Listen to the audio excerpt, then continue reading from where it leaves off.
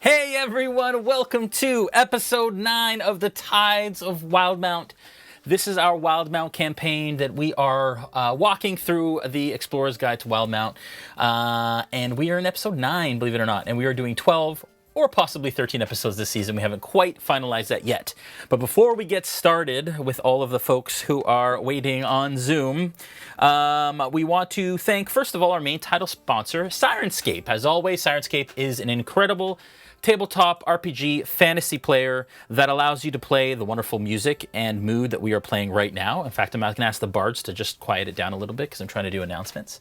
But you can check it out at www.sirenscape.com/RealmSmith. If you go there and then you search for RealmSmith on their page, you will find out that we have now released Hopeless Village and Death House, which are two sound sets that we used in our Into the Mist campaign.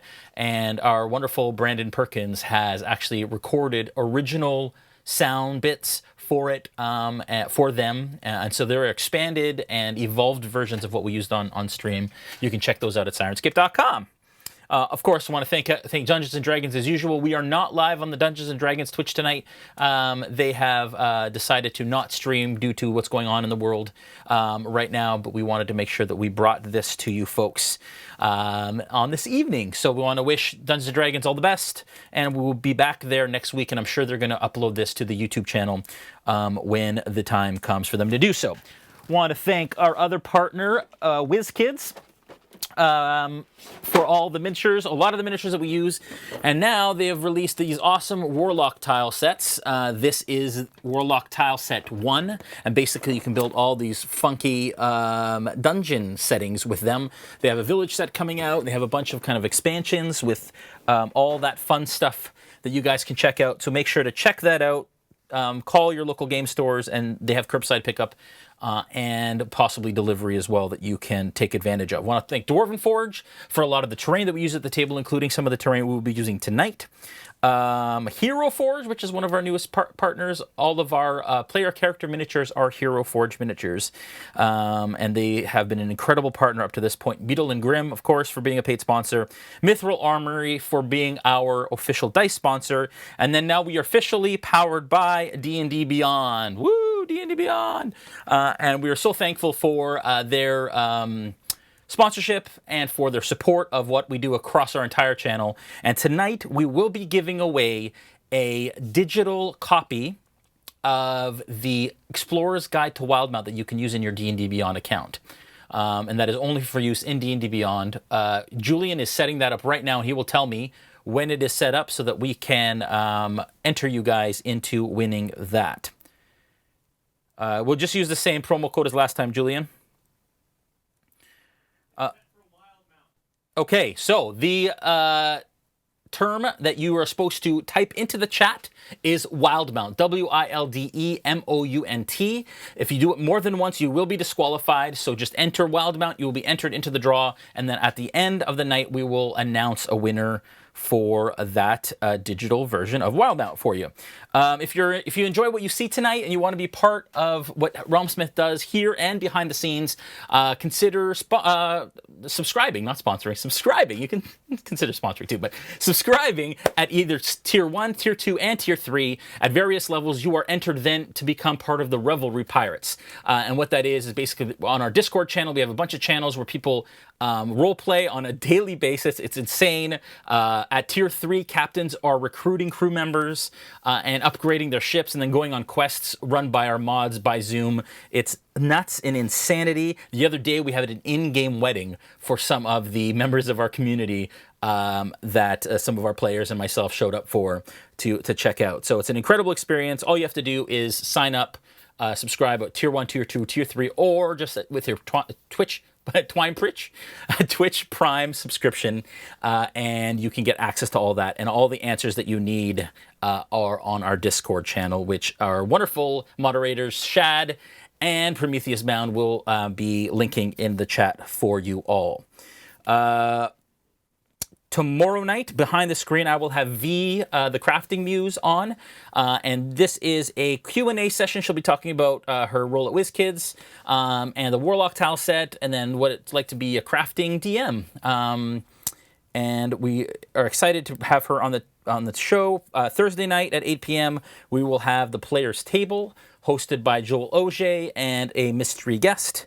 And then, of course, on Sunday we will have Nolzer's Marvelous Tutorials, where we will be painting through another mini, which we don't know what that is yet, but we'll find out quite soon when I decide that I want to post about it and decide what I'm going to paint, because I'm lazy like that. But it's all good, because we paint fun stuff on Sundays. Right, Josh? Woo! Thanks again, of course, to our production crew. Josh, who is in the room socially, safely distancing, and Julian, who is in the other room producing, which is a lot of fun and wonderful. And also want to just address what is going on around the world. It's crazy and tumultuous, and if a pandemic wasn't enough, then there's all this other stuff going on. And so I just want to tell everybody to stay safe and to give love to those in need, as we do say every week, and support those who are downtrodden and need it. So in whatever way that you find that is possible. What's that? And we are also giving away, thank you, Josh, the 4th seat to our one-shot for the Revelry. So we are going to run a one-shot DM'd by us at RealmSmith and with our cast at some point in the future, near future. And we already have 3 seats that have been given away. Tonight is our 4th seat. The way that you get entered into that is just to be active in the chat. And tier 2 and above will win a tier 2 subscription and above will win a seat to that table, and we will be announcing that at the end of the night as well. I think that is all the announcements for this evening. Before we get in, I want to say hi to our cast. Everyone on Zoom, hello everyone. How are you guys doing? Hello. Super. Awesome. We are short Joel tonight. So I will be playing Plunkrawk this evening, and we are short to Mel as well. And so Aella will also be played by myself. All of the PCs I will be playing this evening. Not all of them. You guys are wonderful folks. Noura, of course, thank you for joining us again in the role of Dajarkal. It's so wonderful to have you as usual. Are you guys ready to dive in? Ready. Woo! Ow! Wow, that was Gaziel. That was like a. Did you plan that choreography? Was that something, Christina? I'm just that talented. I'm just kidding. Humble too. All right. So where we left off last session was you guys are on the pirate island of Darktoe. You had come to Darktoe because 3 earrings, a pirate captain in charge of the Wave Chaser, sent you guys on a mission to retrieve a magical item called the Rod of Retribution. You were successful in doing that, narrowly escaping death, and have brought it to Darktoe so she can fence it. And she has a buyer, and she basically left you on shore leave. You have spent the last evening and part of today walking around Darktoe, meeting people, discussing, having a little bit of fun, and you find yourselves in the Sundry Square, which is the marketplace located on Darktoe Island. As you were all trying to buy, as Bolt was trying to buy something and everyone else was trying to manipulate the store owner to do it differently, Gaziel, you were approached by a squirrely old little man in his late 50s, early 60s, sporting a goatee with unkempt handlebar mustache and thinning, receding hairline. He had a pack on his side that appears to be filled with all manner of books, documents, and ledgers. And he said, "Good day. I have it on good authority that you have recently come in contact with an item of great power bearing the eye of..." And he turns to make sure no one is listening as he pushes up his oversized spectacles. "Ukatoa," he whispers. "I would much like to have a conversation with you, but not here. Please, follow me." And he scurries off westward. What do you do? I want to bring somebody with me. Okay. Stranger danger. Okay. Who would you like to bring along? So I'm going to run to... I feel like I'm going to run to Snow, because I feel like he would have the best inclination as to what this is. Okay. That's fine. That's fine. Not hurt. Okay. Am I close by to Snow? Yeah, Like, you guys, you have all kind of stepped away from this vendor as Bolt is trying to make some sort of arrangement. I think, Bolt, did you end up saying you were going to come back later? Yeah, that's how I left it. Yeah, so you're all kind of like, you've all kind of stepped away from the stall and are all in a little bit of a group. And this gentleman kind of tapped you on the shoulder and kind of ducked down to talk to you and then turned around and scurried off. Right, so I didn't even have a chance to talk to him. Okay, so I'm going to go up to Snow. No. I just had a very strange encounter with a small, squirrely man who brought up this term that I'm not sure of, Ukatoa. Do you have any idea what that could mean? Ukatoa, you say? Ukatoa. Jay, what would I know about Ukatoa? History check, please. I can do that.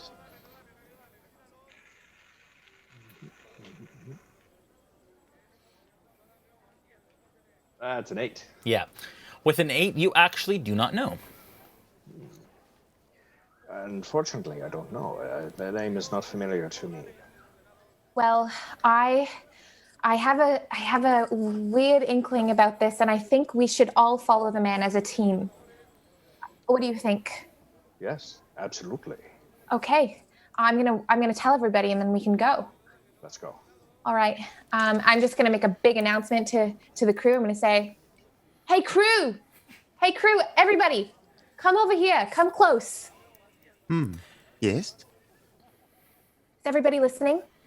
Do I have everybody? Everybody's attention. Everybody's attention, Plunk says.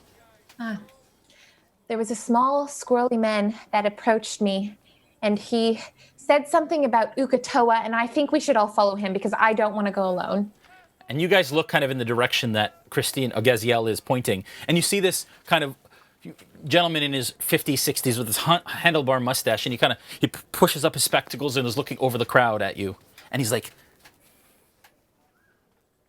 Is that the man? Yes, that's him. And he looks very urgent, doesn't he?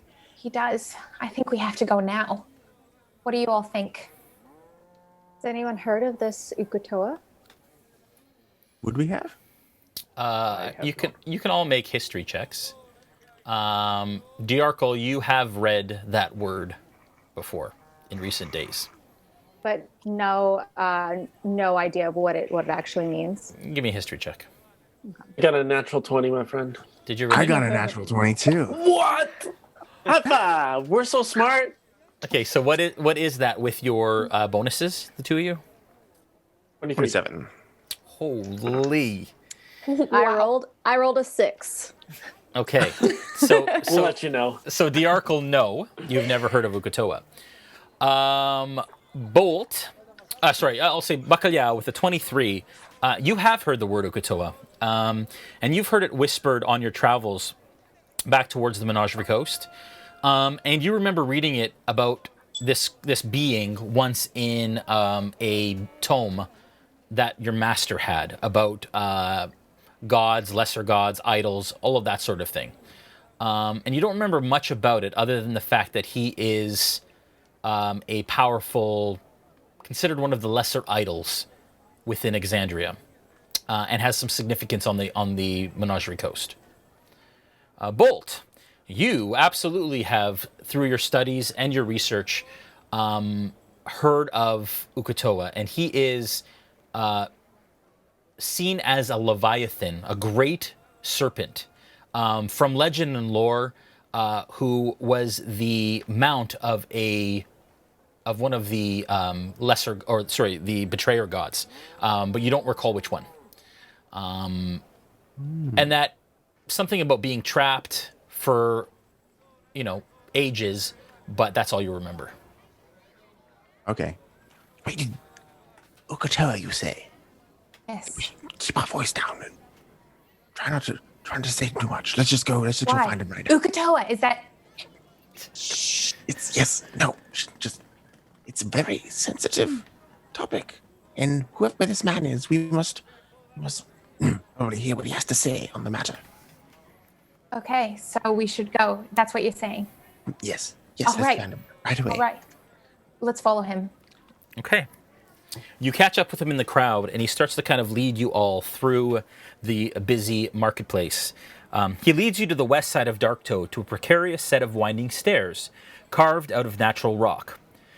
You climb what feels like 100 or so feet, at which point the torches that line the stairs are replaced by spikes and pikes stuck in the ground, bearing heads at various degrees of decay. Unsettling. One in particular stands out to you, a mostly bare skull bearing elven features and once long lustrous red locks of hair who cluster in strings and blow in the wind. And he continues up. Yeah. I'm not sure we should be going up here. Yes, it does seem like quite a dire place, but it is a very dire subject as well. Maybe just try not to look at it. Put your blinders on. Let's keep going. Smells like You didn't see any turtle heads, did you? Did we see any turtle heads? Give me a medicine check. 11. No turtle heads that you noticed. No, I don't think so. I think you're in the clear. Okay. Okay, you continue up. You climb another 100 to 150 feet until the stairs end at a wide stone shelf overlooking Darktoe, its furthermost edge looming some 300 feet above the rocky inlet below. A cave mouth greets you against the cliff with warm firelight within. 2 revelry pirates, heavily armored, stand watch at either side, and an elf an elf female with pale gray skin, dressed in heavy black garb, stands near the edge of the shelf, seemingly awaiting your arrival. The smell of fine-cooked meats and sauces mingles with wet leather and stagnant water as it wafts out to greet you. From within the cave, you hear soft music played by fiddle and squeezebox. The gentleman says, this will do. No unwelcome ears appear. You see, I'm a trusted advisor and, well, friend of the planking. He doesn't seem to be bothered by this whole Uk'otoa business. He doesn't have much patience for meddling in the affairs of gods or demigods, but I have taken a keen interest, and he has allowed me to dig further. Tell me everything you know about this rod, its origin, and the one they call Uk'otoa. Please. Is this guy actually friends with the king? Is he deceiving us? Give me an insight check. 23. With the 23, the guards that are outside of the cave, and you imagine that this is the throne roost you've heard them speak of over the last day or so, and that is where the Plank King takes court, basically, is within this cave. And you imagine the guards have not taken any sort of exception to him being up here. So you just you imagine, yes, he's absolutely allowed up here, and he has some sway and some presence within the Plank King's court. But is he trying to deceive us? Like, is he just saying that he wants to know? But like, what are his intentions? Yeah. So, Can I tell that at all? Yeah, with your insight, he is genuinely excited. You can tell. He seems to be honest in what he's saying. He believes what he's saying. And there's an urgency in his voice. And as he asks you, this this elf with light gray skin, you don't necessarily know he's a dark elf, she walks up to stand next to him as he is awaiting your answer on what you know about Uk'otoa. I'd like now to welcome Julian to the stream. Our producer, Julian. Yay! Nice. Hey, Julian. He says, please, tell me everything you know. I'm not certain. What I've read, it's Uk'otoa is the lesser deity, but also mount of one of the more major deities. Yes, that is right. Of course. Yes, but Why are you asking about him? Well, you were in the presence of his followers and one of his shamans, and now Three Earrings has the Rod of Retribution, which, frankly, I am the one that asked Three Earrings to attain the rod through various channels. She doesn't know necessarily that it was me. I'm trying to keep a lid on it right now so as to not raise too much suspicion on the matter. But I just want to know what else you know. Before we tell you what we know, why did you ask for the rod in the first place? As I mentioned, okay. Ukutoa is a lesser god, as you mentioned, in the form of a great Leviathan that has been shackled beneath the Lucidian Ocean and manipulates its followers, one day to be freed. That's all I know. Unfortunately, our great and powerful king dispatched the only person here in Darktow that seemed to have had the most information on the matter. And so I'm trying to dig deeper, and now you are the source of the most information on Darktow. And now that we have the rod, I imagine, or we'll have it soon, as soon as my people receive it from Three Earrings, that perhaps we will know more. Well, who was the other guy, and why exactly was he dispatched of? It was a her. These are matters that perhaps I shouldn't speak of. But let's just say she, okay, her neck was broken, and her head was placed on a spike on the stairs leading up here, and that was some time ago, some 6 months ago. She was a servant of Ukutoa's, I think. Yes, an elf. How do you know? I think we might have seen her. Of course, yes, that was her. You were acquainted with her, but that is besides the point. Is there anything else you know? That is not besides the point here. What is stopping you from putting our heads on spikes how do I say this? The reason her head was placed on a spike is not because of the information that she had, but rather because she was trying to stage a coup against the Plain King. I can't get into too much information. It is much on a need-to-know basis, but what I can absolutely tell you is that you have no such grievance with the Plain King, and so there are strict penalties for going against the Plain King, but you are working with me and with those that intend to... yes? Just wait. I'm just going to huddle with my team here quickly before we discuss anything. Oh, okay. All right. Okay.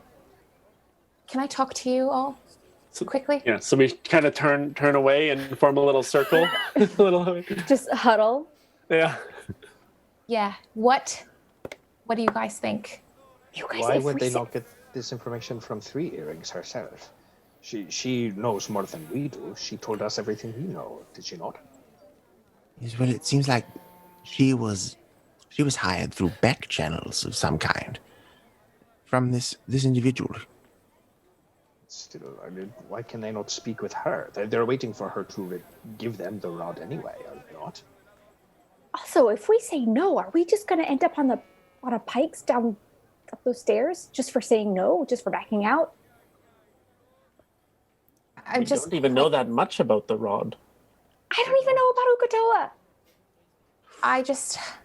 I'm just unsure of what is happening, I guess. I just don't know how to proceed.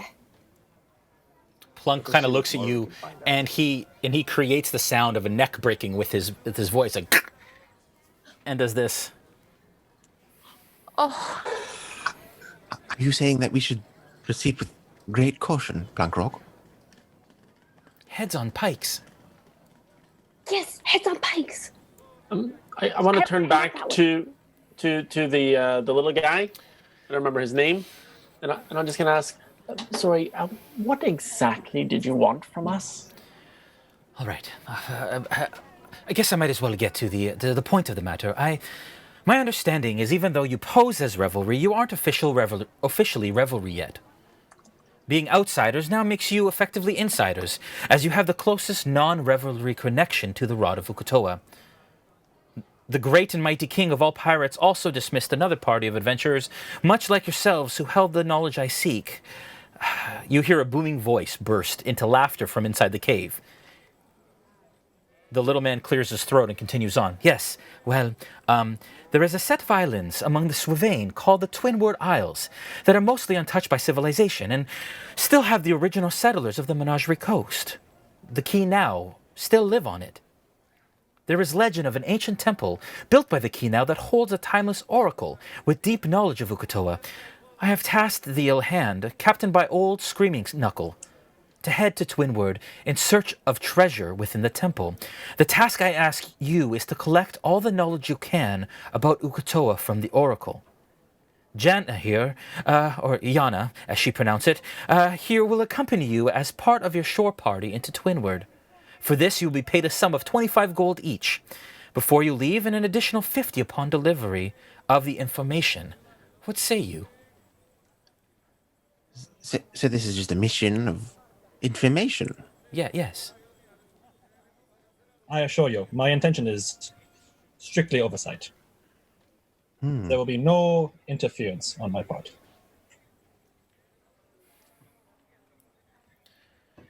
You must understand, as I mentioned, you are outsiders still, unknown to the revelry, and we want to keep it under wraps. We do not know how many allies this other captain that tried to overthrow the Plain King may have gained before her unsightly demise.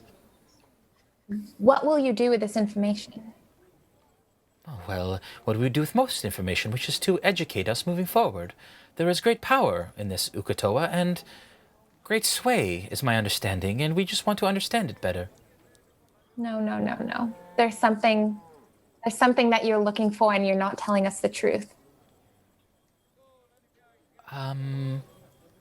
Education? That's what you're going to say? Yes, and he pulls up his satchel full of books, and he says, yes, that is my purview, that is my job.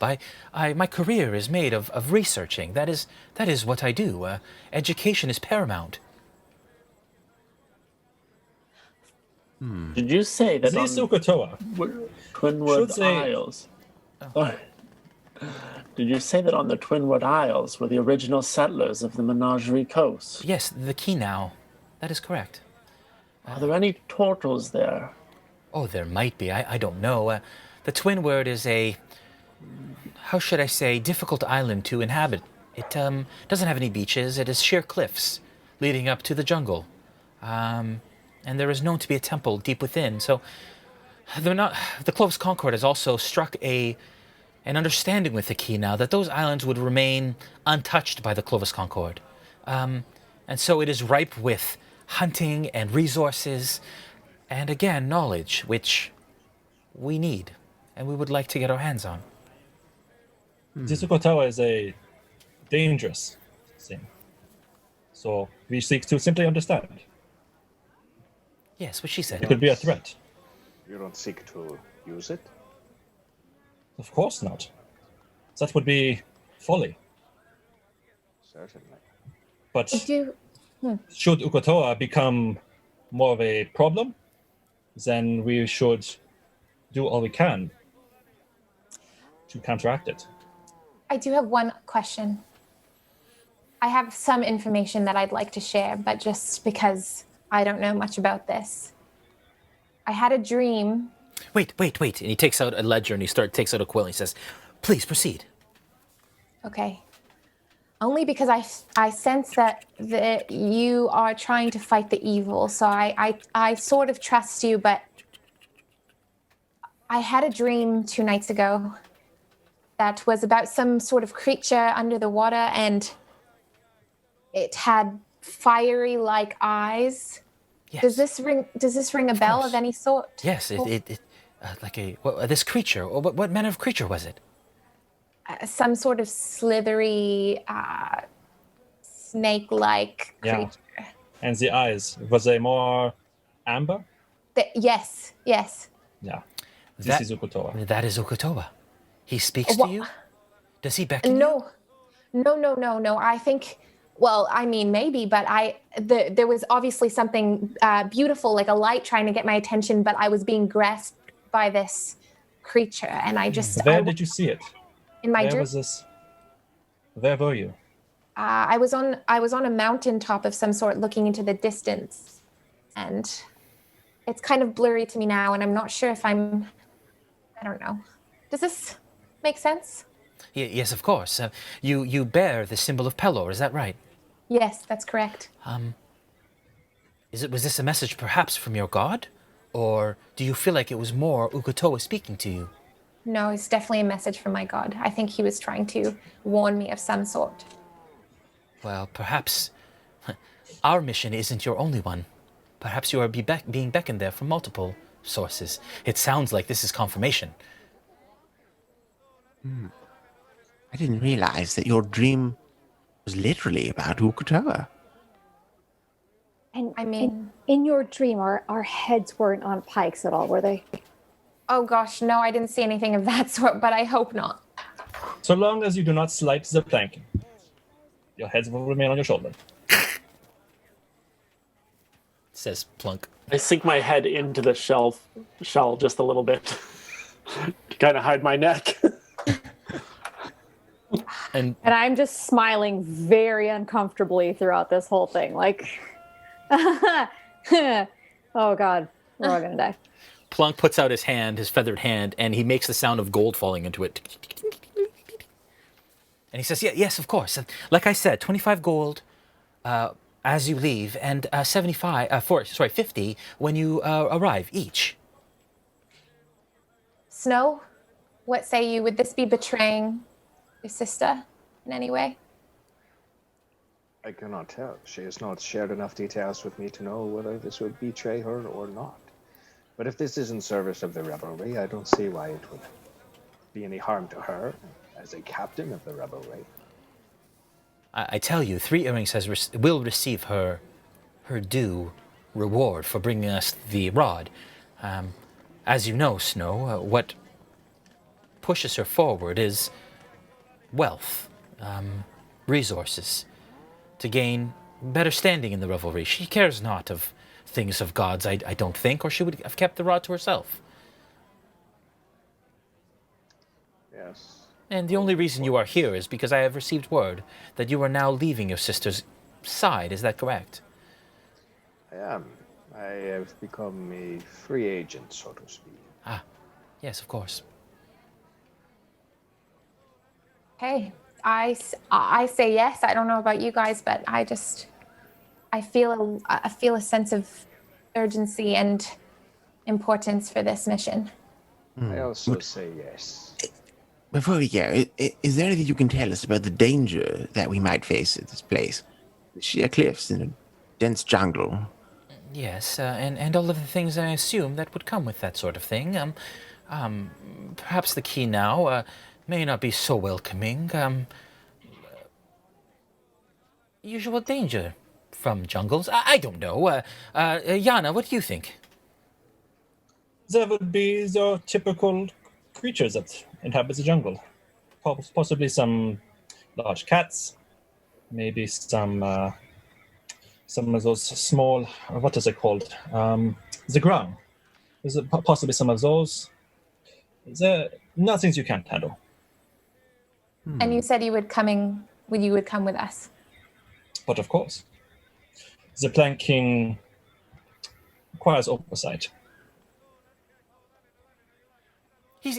She's insurance, that is all. She is just going to make sure that you have the help that you need and don't receive any grief, as it were, from the crew aboard the Ill Hand. I have asked old Screaming Knuckle to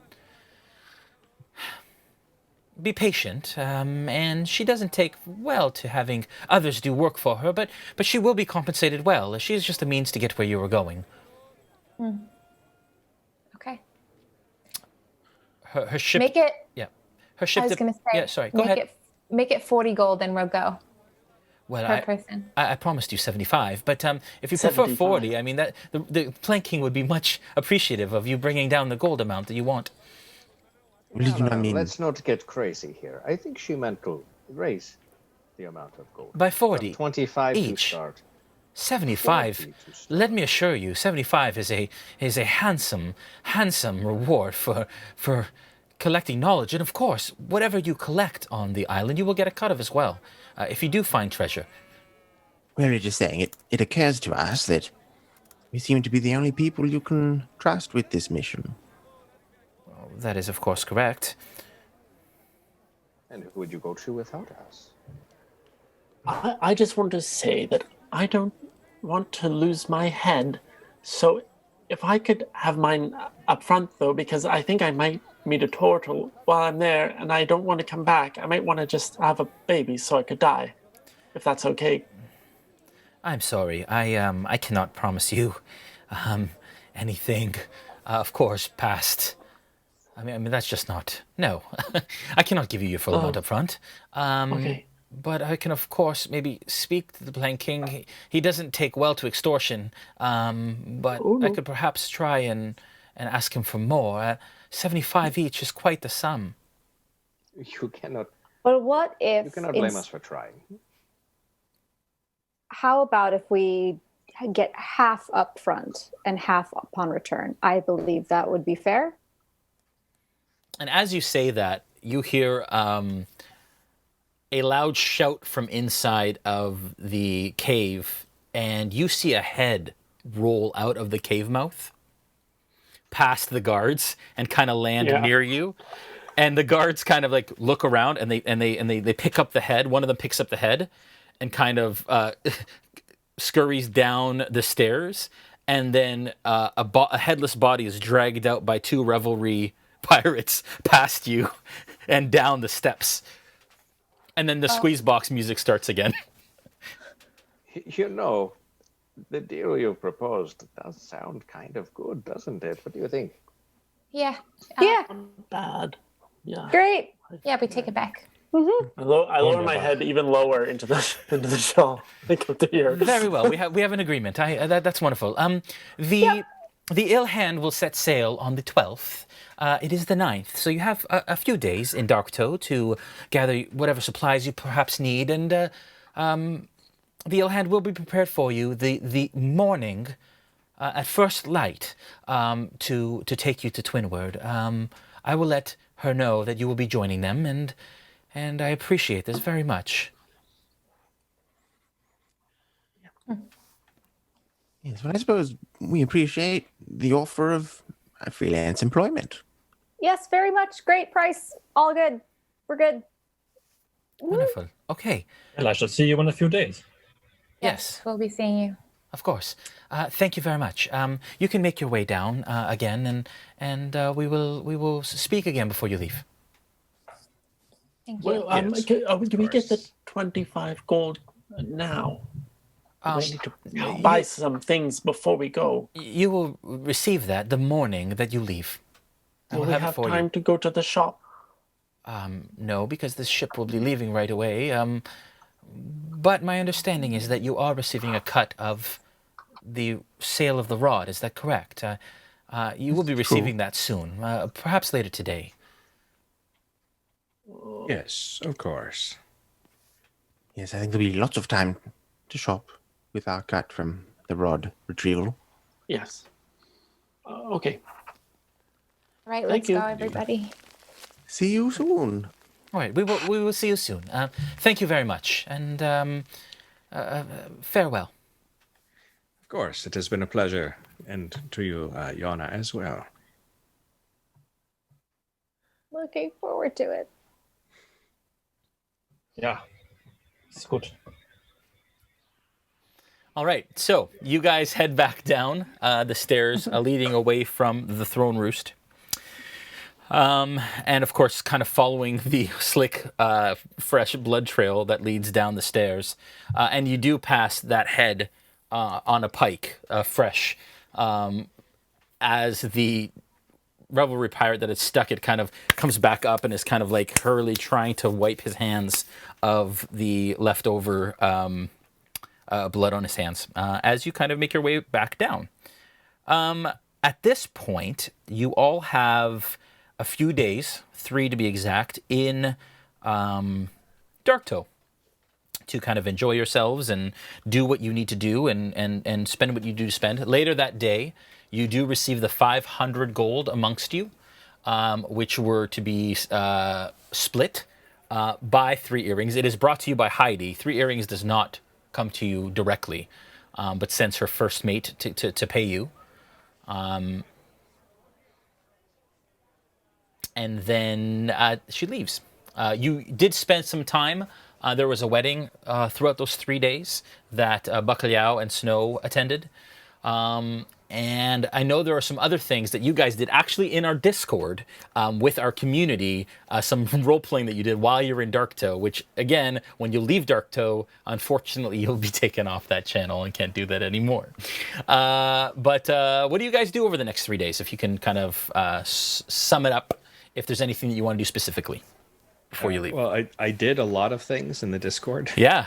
So yeah, give it to me. All of that happened. Yeah. I did take notes, but they didn't save, so I'm missing some things. But, No problem. Yeah. So I got a tattoo.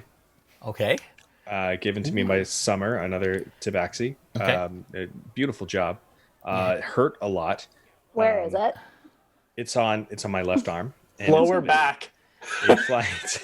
Yes, Tramp it is a stamp. Tabaxi stamp. It's on my left arm, and it's of a falcon in flight. And afterwards, I got really sick from drinking too much. Oh dear. Because I rolled a lot of nat ones. From there, I was also gifted a glaive from Sidefar, or a Sidefar. I apologize if I'm mispronouncing your name. Alfred gave me a disc that smelled of cookies, lilac, and vanilla at one time. And yes, of course, there was the wedding. And there have been many more things that happened as well. But I walked into the pub to have some drinks with Snow, and Snow was having thumb wars with his Echo. That's right. He was cheating, by the way, using his claws. That's good. Snow or the Echo? The Echo, but I used my claws back. I accidentally caused 1 hit point of damage, and then he dissipated. And then I found out that they can't take a whole lot of damage. There's a lot more that I did with my Echoes as well, testing out different abilities and things and seeing where they came from, and yeah. So I have been keeping the same Echo around for a little while now because the world they came from is pretty terrible. So Right. We had a pretty important conversation when we were shopping as well. I was saying that I didn't know what I was going to shop for, because why would I buy anything? And then I asked it, like, should I buy some pants? Because I noticed people are wearing pants, and I'm not. And I was convinced. You said, Snow said, I wouldn't wear pants if I didn't have to. And then I challenged you, like, well, who says you have to wear pants if you don't have a master? Who's the one making you wear pants? We had this big conversation about the, social influences on your decision to wear pants, even though you're a free man. yeah, Well, well, literally- you're free, but you want other people to feel comfortable. And Literally, who wears the pants? yes, I don't. you don't need to. No, nobody's reacting negatively to you not wearing pants. So I say just go for it. Let it fly. Yeah, but that's basically the shenanigans I got up to. Just nonsense conversations. I ran into a fellow Dragonborn who, after upgrading his own armor, gifted me his old chainmail armor. And so I have that now. So I don't even need to buy it. That's great. Which is nice. And also I lent him a pair of goggles of night, so you can have dark vision. That's great. Right. Oh, we did we lend also- our helmets to As an the infusion. crew of the Sea Manticore, was it? Yeah, Yeah, it wasn't the squid, it was the Manticore. Snow and Bacalhau actually brought all of our magical helmets and just gave them to strangers to borrow. Not gave, they borrowed, and we can Lent trust them. them. Yeah, they're pirates. Revelry pirates. Yeah. We can trust them. We're here. Come on. And unfortunately, they are off to sea now, and you are leaving before they return. So perhaps you can get them But back. they were given back to us. Yeah, we got him back in the chat. Yeah. Okay, we'll fudge the travel time because it took them 5 days to get out to where they were going and 5 days back. Took about 5 minutes to get back. Yeah. All right, we'll let it go. You have your helmets back.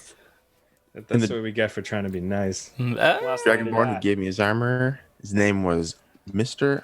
Warfin. Oh, very cool. All right, so how do you I want to? do have a question for the DM real Yes. quick. Last time my scimitars were brought up in game, they were handed over to Three Earrings as a gesture of I'm not going to fight you. Do I have those still with me? Were those given back, or were those having? Yeah, all your possessions were Really? given back to you when Okay. you were let off the Wave Chaser. Then I will just say that during this time, I had wild shaped into a tiny mouse so that I could crash this wedding party just to eat some food Okay. without having to interact with anybody, and just then. And the kind of food would go like a longer way as a mouse. Didn't have to steal as much. Yeah. That's like a good strategy to lose weight. You like Why drink change some it to ale a mouse when you- and eat, and then Yeah. Why drink some ale when you can swim in it? yeah, You know. exactly. Yeah. That's right. And Yep. I also I collected. I don't know if I was able to do this, so you can let me know. Sure. Was I able to collect ashes from a burned leaf of a mistletoe and a sprig of spruce in preparation for my pass without a trace spell? Yes, I would absolutely say that you went to a slim halfling female named Squelch at Squelch's Salves and Potions. And she's an apothecary that sold you those items. And you can just take off like a gold for that stuff. Okay, sounds good. I was really curious about one shop, Yeah, the Polish gangplank. Yeah.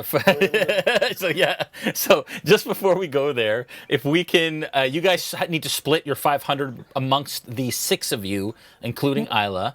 And then Dajarkal, you will get the same amount that they decide is the amount that they get. Okay. Separate from that. So if you guys want to split that, I think it's like 83.3 gold. So you got to figure out how you want to split that. Sorry, that's between how many? of us? 6. So 500 divided by 6. 83.3 Yeah. gold. Yeah. And we have to decide how much we're giving to Dajarkal. No, Dajarkal will get the amount that you split amongst Okay. you. Okay. So you guys can split that into gold and silver. I'm not going to math it, so you guys can figure that out. But of course, there's 10 silver and a gold, 10 copper and a silver. So yeah, it would be 83 gold and 3 silver each. Yeah, that's right. So you did math it out. I did math it out. Also 8 or 3 copper. Oh yeah, and 3 copper, I guess, technically. Yeah. Now I have a question that goes back a few sessions. We got 25 gold for something near the beginning, and Aella had it. She was supposed to split it with us. Sure. You can do that. You Did that? Okay. If So you we don't haven't need to done kill that her yet, for it. no, she's no. Okay, You don't need to do that. Okay. 25 gold each. No, 25 amongst Oh. 6. Yeah, it's not that good. Less cool. Yeah. So Dajarkal, you Okay. also get 83 gold, 3 silver, and 3 copper. Okay. Okay. All right. Okay. So when it comes to the market, you can let me know which shops you're interested in, if there's anything that you want to buy, and we can go from there. So I bought a set of ball bearings and 2 sets of caltrops over the last week. Okay. That is, which Bacalhau had asked about, is the polished gangplank, not the Polish gangplank. Oh, misread it. Yeah, and it is the largest of the stalls. It's more of a general goods kind of shop run by a weathered man by the name of Ivanovich. And just so you know, for whatever you're buying, I can give you prices if you need, but you can find them in Player's Handbook or on D&D Beyond. Everything that is bought is 80% of the Player's Handbook. You get everything cheaper in Darktow by 20%. So you save 20% on what you purchase. And if you want to sell anything, you can get 50% of its worth back. perhaps we should pick up some healing potions if we were able to. Okay, who's attempting to buy healing potions? How do those work? Can we all use healing potions? Yes, yes, Oh. yes. they're I'll great. be picking some up, Jay. Okay, you have. I'll say you have a couple, Yana, in your store. Okay, who's going to buy potions? I'll buy a potion. Okay, so Dajarkal and Gaziel are heading over there. Anybody else following? Well, I'd met somebody, an artificer, I'm blanking on the name, said that he can make a potion with 15 gold worth of ingredients. Athelis, I think it was. Okay. That he can actually craft potions from that. Okay. I assume that's something we could have potentially taken advantage of. But Sure. I would say that they have limited resources, so I don't know how many they could have made, but we can yeah, one it per was just day. one So per- yeah. yeah. So if it's one per day, I'd say that you maybe get two in the time that you have, if you want to spend that. Actually, yeah. Sorry, you can buy healing potions from Squelch's Salves and Potions, which is where you got your components from, Gaziel. So you guys can, if you guys want to, they are. One sec, got a math. 40 gold each. Okay. She has limited amounts, so tell me how many you want, and then we can go from there. I'll have one. Okay, so I'll take one as well. Okay, 40 gold off each of you.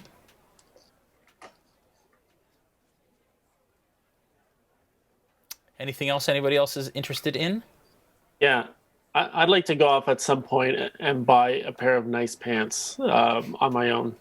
Okay, you find some at the Polished Gangplank. Keep wanting to say Polished Gangplank now. You've killed it. Yeah, so I can buy some nice pants, and they're gonna have to be pretty big. Okay. I was just looking through the stuff that I could buy, and I think I'm gonna buy some random stuff that maybe I saw some other people buying. Okay.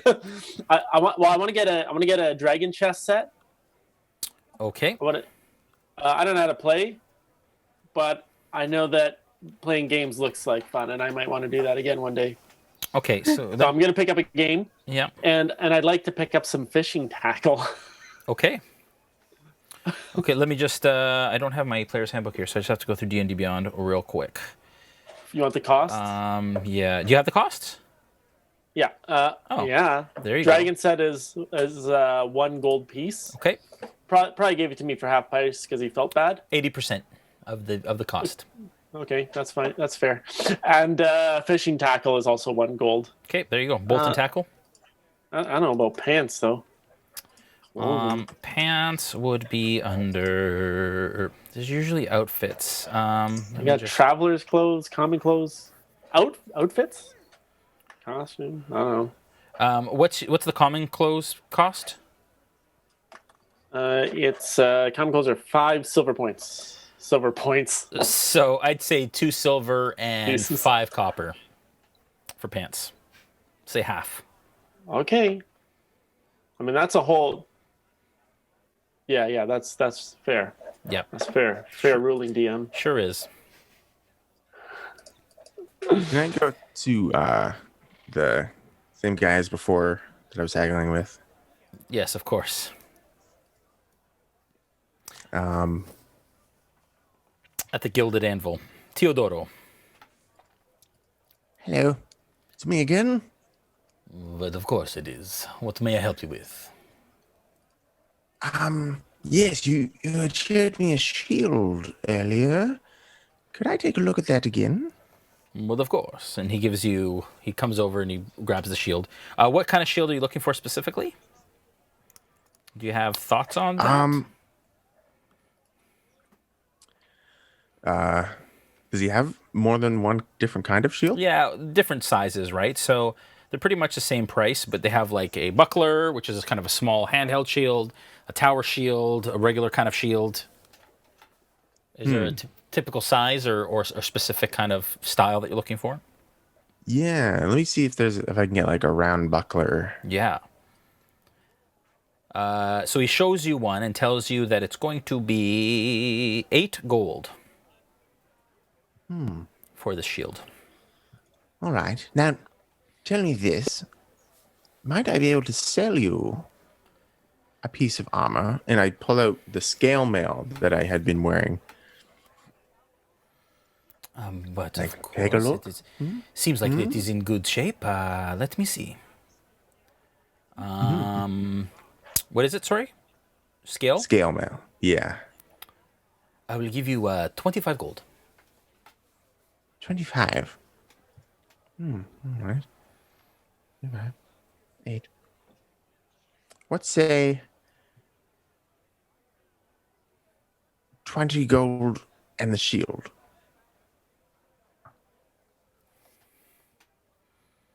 He does the math in his head and he says, okay.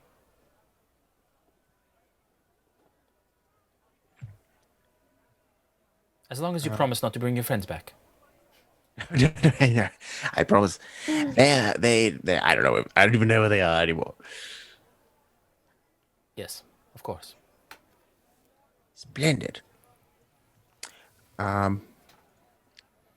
Okay.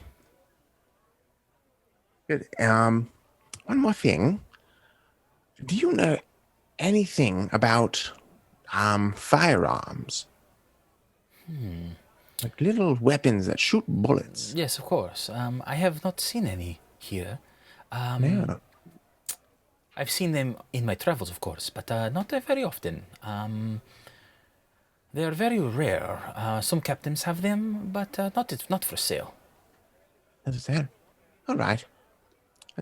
Okay. Just wondering. Well, pleasure doing business with you. It's a pleasure doing business with you too.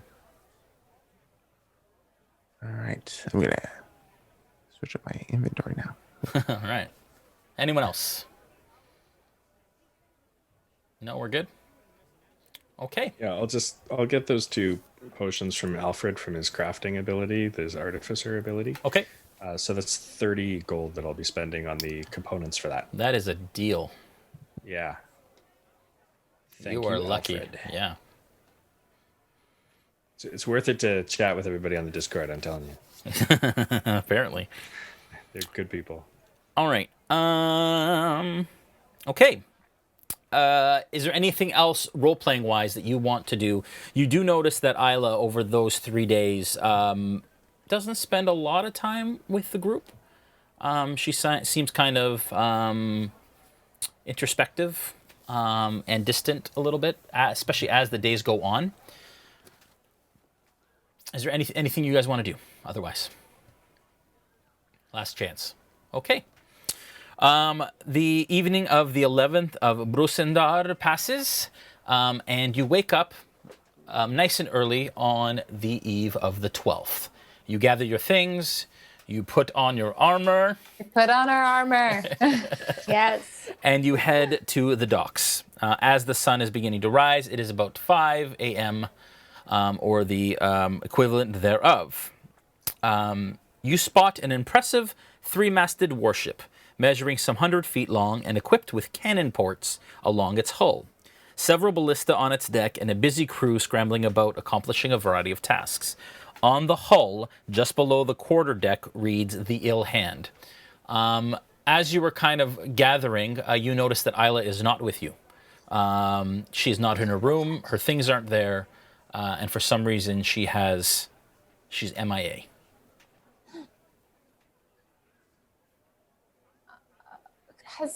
Has anyone seen Aella? You were hoping maybe she was already, you were hoping maybe she was already at the docks, but you get here and she's not here. Oh, okay. Has anyone seen Aella? We're leaving soon. No sign No. whatsoever. Do you think she's in trouble? Echo, have you seen any sign of Aella? And the Echo taps twice for no. Then no. I swear I just saw her recently. She's been kind of distant, but I'm just not sure where she could have gone. She's that not already on true? the ship. Which You ship? think? Oh, You think so? of course. You're supposed Oh, to meet at the door. Snow, there's a ship here. No, It's I some 100 understand. feet long. The one that we are to use. I thought you meant one of the others in the harbor. I guess I'm confused because I thought she hasn't been really herself lately, and I just thought, I'd leave her be, but now I don't know where she is. Well, she knows the quest, and if she Can we intends just- to join, she will. Just scanning, see if she's around anywhere. Yeah, give me an investigation check. 22. No sign. No sign. I don't see her anywhere. Do we get the sense that she might be in any sort of danger? Insight check.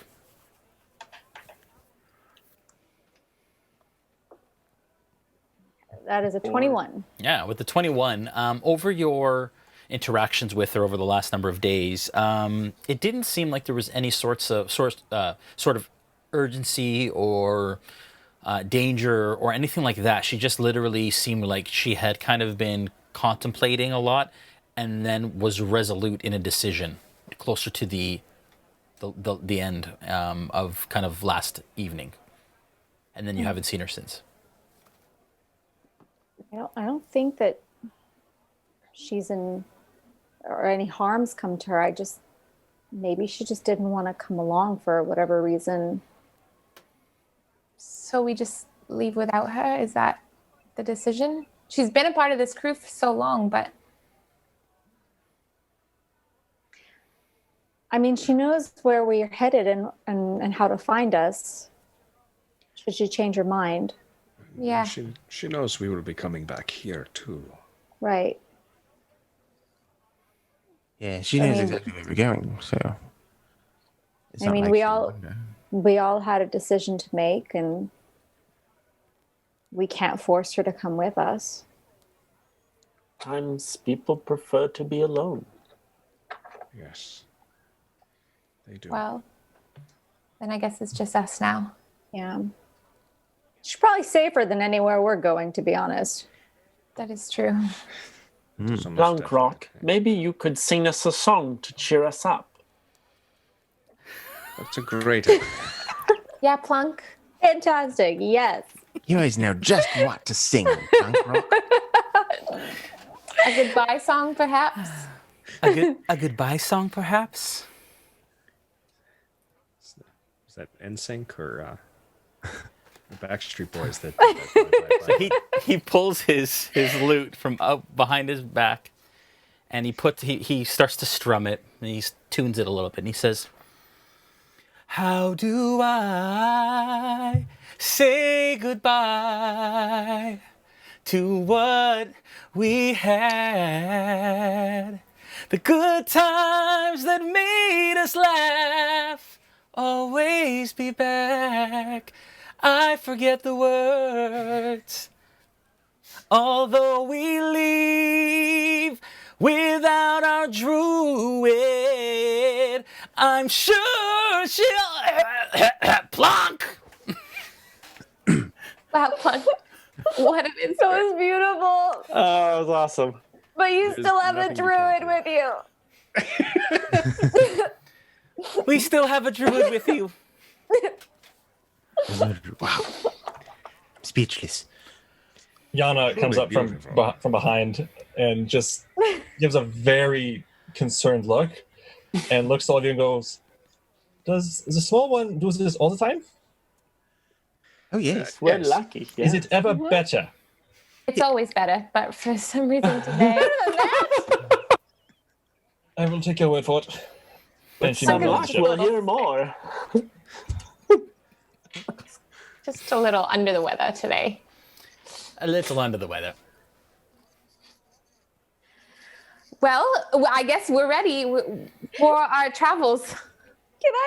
I'm gonna hand Plunk like a treat, like a snack after doing that.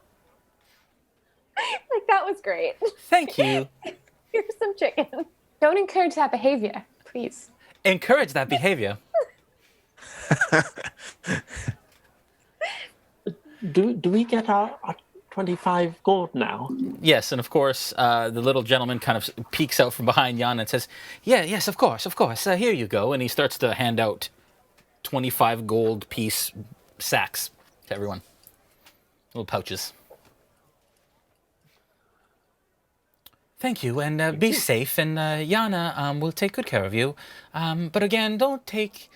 how should I say this? Don't take the feelings that the crew point your way to heart, as it were. They're a little uncomfortable with newcomers on the ship, but you are doing a great service. Is there anybody on this crew that we would have met over the last few days? Possibly. But Darktoe is a very busy place, and so you haven't seen any of this crew necessarily. There are a couple kind of familiar faces on board, but nobody that you have interacted with enough to really, know. Got it. Okay. All right. He says, thank you, and again, be safe, and I look forward to hearing what you have on your return. And he kind of turns around and he scurries off up the dock. Thank you. And Yana now stands with you. I'll ask Yana, how long is the journey? I'm here to the island. Yeah. Well, I'm not too sure. I haven't plotted it. That would be for the captain to tell. You're taking us on a journey and you don't know how long it's going to take us to get there? Well, I'm not the one taking you. The captain is taking me as well. So you've never been? We To the maybe Twinward should have Isles? asked earlier. I've been past the Isles, but I've never gone there, no. So you don't... So you're telling us we're going into a place you don't even know what you're preparing for? This is ridiculous. Because that was already stated to you. I just It is thought you native to had the some- canal, and there are no people there, as agreement with the Concord. I just thought you'd be more prepared than this, that's all. Well, I have my information, and I am good with it. Maybe we can help around the ship a little so that the crew is not unfriendly. Capital idea. Ask the captain. I wasn't asking you. I was just suggesting it. Would you take us to the captain, please? Yeah. Sure, follow. All And right. I will make my way towards the captain's cabin. Okay. As you approach the ship, you're spotted by a commanding woman with a curled blonde hair dressed in a thick, ragged black cloak. She descends the gangplank and calls out to you in a jovial demeanor. So, you're the tag-along Solon's been pestering me about, are you? Well, Yes. that's us. Well, I hope you're up to this task. Twinward can be right headache indeed. What can you tell us about it? Well, it's dangerous in many ways. Yes. It is about I've heard there are four large cats. Yes, of course, perhaps. 4.5 days travel to Broken Bank while we were stopped for some supplies, and then we'll move on from there for another 2.5 days to Twinward. I see. So about 7 days in total? Yes, more or less.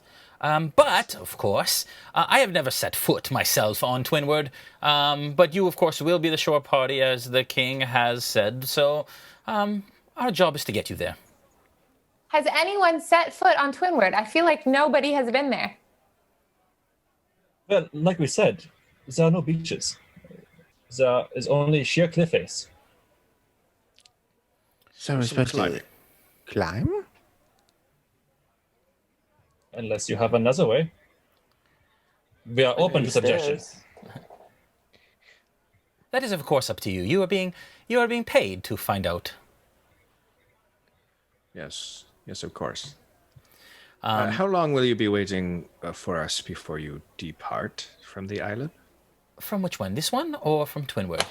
From Twinward. Say we go there and we are delayed. How long will you be waiting? Oh, as long as it takes. I don't get Oh, paid if very you don't good. come back with us. Perfect. That's very comforting, actually, to know. Very good news. As you're talking to her, you notice that she has a heavy scar over her right eye that keeps the lid almost completely closed. And you can see that there's like a dead eye under it. But she's not wearing a patch of any kind. She says, "Well then, my name is Captain Alison Page. My friends call me the Screaming Knuckle, but you can of course call me Captain. Hope you can all swab a deck and have a disliking for the Concord like I do. Welcome to the Ill Hand." Would you be needing any help in the kitchen, by chance? "No, we have a cook, that's fine." And she turns around and she starts walking up the gangplank. No. Okay. I would say if anybody on this ship does have any wounds to attend to, I would be happy to help. She's like 20 feet away now, walking up the gangplank. Yeah. Yana turns and just says, like we said, the crew is not going to be keen on having you here. I would just keep a low profile. Well, great. I am perfectly okay with this. Is there like how similar would the ship's layout be to the last ship? Would there be like where we slept last time, which were our quarters? Would there be a door in a similar position on this ship, which I could just assume is our quarters? More or less. So the ship is larger by about a third, and wider by about a third. And as you all climb aboard, you do notice that they do give you a quarters, like an officer's quarters, with hammocks and bunks inside for all of you to sleep. Again, as you pass some of the crew, they kind of look at you inquisitively, but then turn back to their work. And you get a bit of a cold shoulder when you climb aboard. But what for sort of creatures? I mean, what sort of people are on board? Yep, mostly human. And a smattering of gnomes, halflings, and a couple odd races. A Goliath, for example, and a half-orc, but that's about it. Okay. All right, so you set sail. As soon as the crew kind of musters and gets to it, you have a 4.5-day travel from there to Broken Bank, and Broken Bank is just a stop on your way to Twinward. And you were told on your way to Broken Bank that you are only allowed about an hour. They're just resupplying a little bit, stretching their legs, and then getting back on board. Is there anything that you want to do, any of you, in the 4.5 days that you were on the ship? Yeah. Just role-play wise, we can kind of, for the sake of brevity, but it's fairly uneventful. Yeah, so roleplay wise, I want to Bacalhau will go into the room this time instead of sleeping outside. Yep. And actually like claim one of the hammocks. Okay. So I'll put my backpack and some things in one of the hammocks off to the side, I guess. Okay. And I would make an effort to help where I can using prestidigitation to clean up spills or just clean up little areas of the floor, like help crew members out that seem like they're cleaning stuff. Yeah. Okay. All right. And sometimes it's met with like silence. Sometimes they straight out tell you they're not interested in your help. And sometimes it's welcomed, but very rarely. Yana, you do notice, does command a bit more over the 4 days during meal times, does command a lot more kind of a welcome attitude and command aboard the ship, just being one of the trusted advisors of the planking. But the rest of you are considered basically like guests who are just passengers aboard the ship. Yeah, I want to gather everybody just from our group. Yep. Like everyone, come over to our room over here. Come watch this. I mean, come experience this. Experience what? Okay. All right. I've finally done it.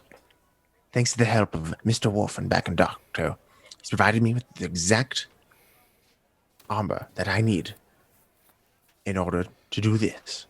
And then, which is a few twists of his tools, the chainmail that I'm wearing extends across my whole body and like, and also I'll turn around and like, now watch this, watch what I can do. And a robotic looking metal tail grows out of my back. Like, look what it did. That sounds very That's impressive. incredible. My goodness. Oh,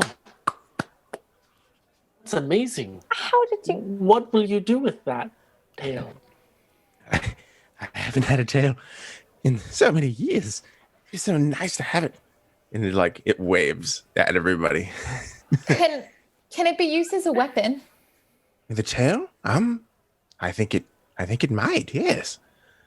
Oh, I Plunkrawk, wouldn't want to test it right now. Plunkrawk steps up and he goes, "You're getting sexy back." Yep. Thank you, Plunkrawk. Yes, I am. wow. Yes. That's incredible, Bolt. Yeah, but it stays underneath my coat. And so I'm still wearing my coat. Yes, now we will never be caught without our armor on again. You and I won't be. Two of us, yes. Is it- Two of us now.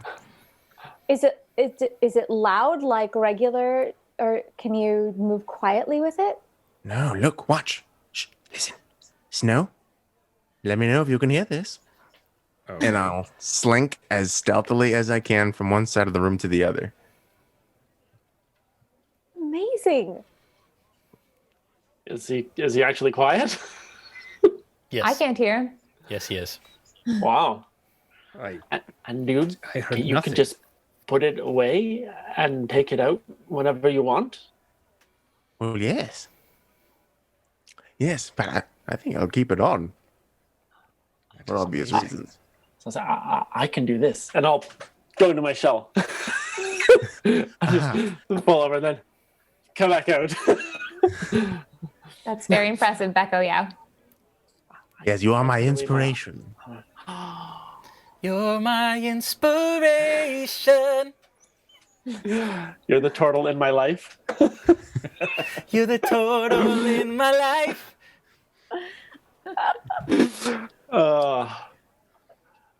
We're like armor buddies. Yes, we are. We're like best buddy armor buddies. Well, yes, armor buddies. I think now you and I might, yes. I think we have the most in common with each other now. Wouldn't you say? I suppose in some ways. Yes, I suppose as well. I think that might just make me. On the outside, How do I put this? Am I now your best friend? Goodness. and then I go back into my shell. Yes. Just panic attack, shrink back Armor in. buddies to the end. pretty He can't handle this pressure. I'll take that as an of course. desperate attempt. I am, yes, of course, desperate attempt. All right, so you guys travel for. Oh, go ahead. Sorry. Yeah. No, that was it. Yeah. Okay. You got anything else for the 4.5 day travel? I just try to get one-on-one conversations with everybody in the midst of that. Sorry, Noura.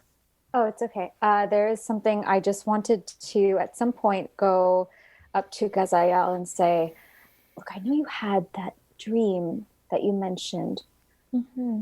Have you had any others? Do you get any bad feelings about this?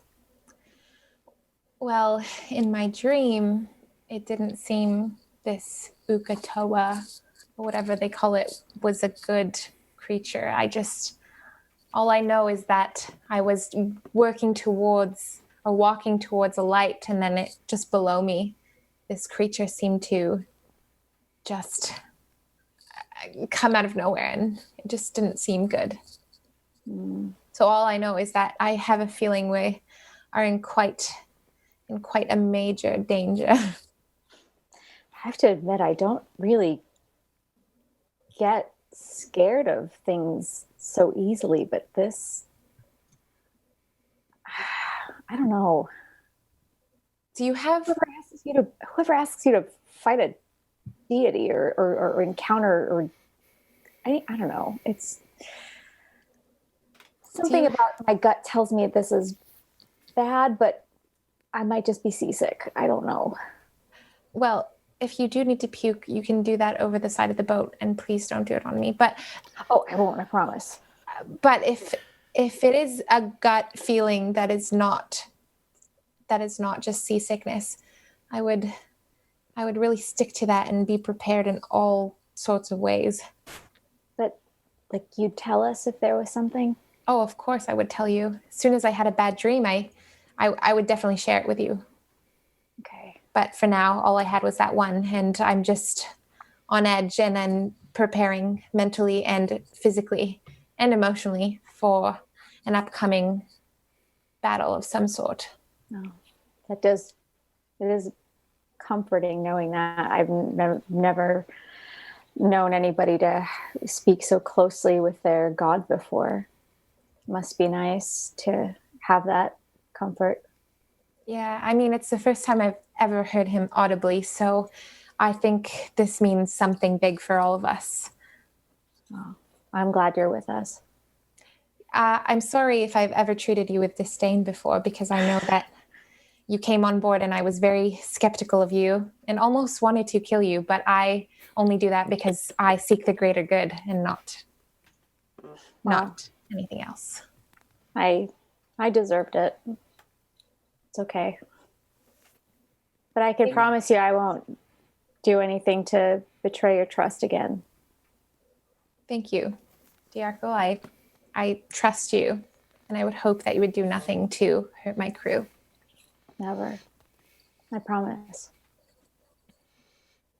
If you do get sick, I can clean it using magic. What? I just realized that he's been listening in on the I'm just in my shower, just keeping my own business. Thank you. Just like out of my hammock. Plunk pops his head out and goes, "Dangerous! This trip is so dangerous." Wow. What a crew. We're quite dynamic. That's for sure. Oh. I'm glad we're doing this together at least. Yeah. So just a note, because we've all learned our lesson and you may not have learned your lesson because we all have. Just make sure to put your armor on every day. Every time you wake up. Yes. That's actually really good. Yeah. Yeah. Because things have been just, if something's going to attack you, if you're going to be in danger, might as well, you always hope it'd be after breakfast, but usually not the case. You never know. It could be in the middle of the night for all you know. Yeah. We're on dangerous waters. Dangerous.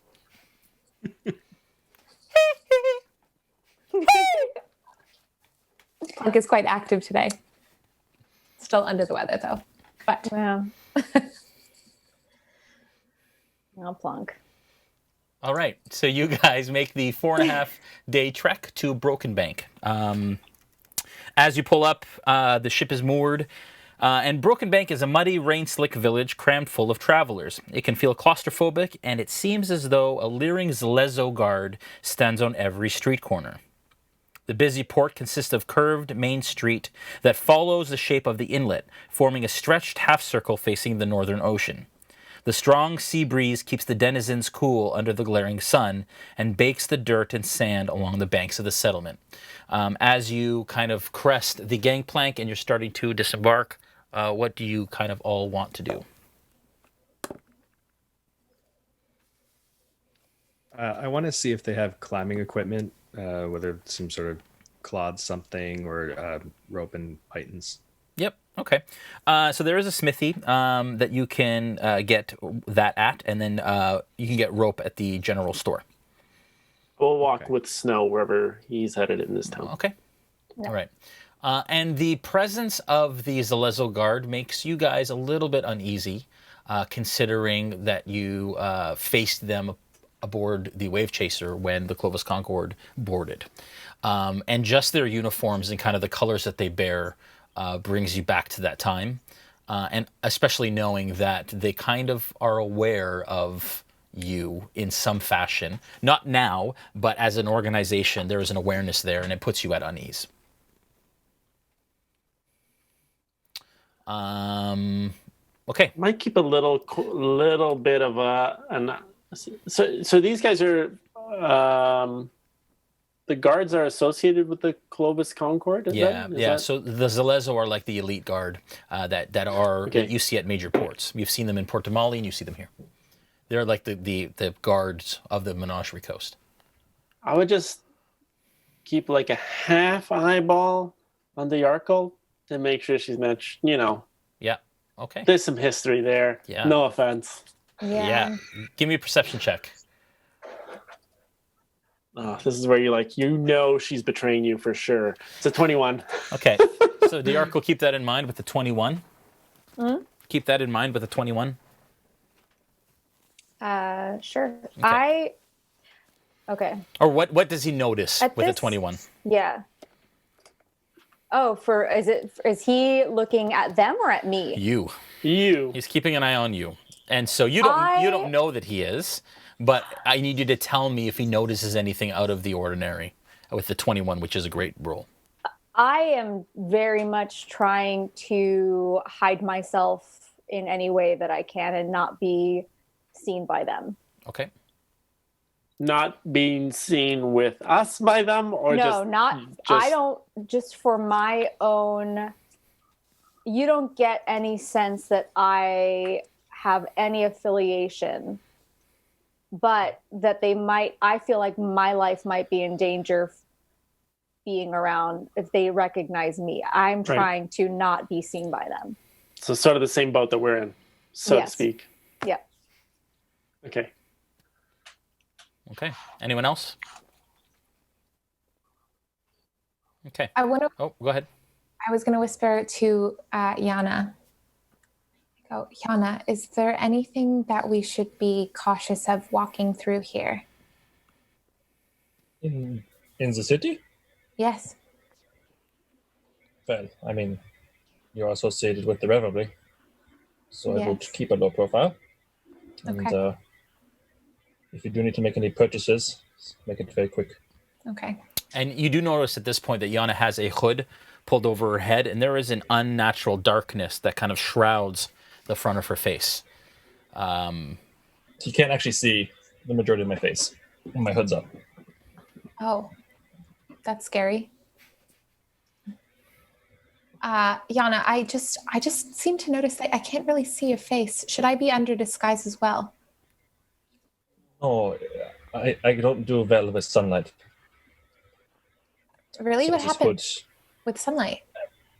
my senses are dulled, and I don't perform very well. Yana's a redhead.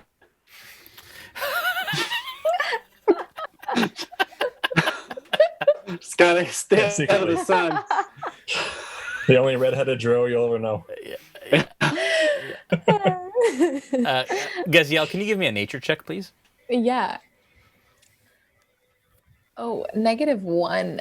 I just got an 11.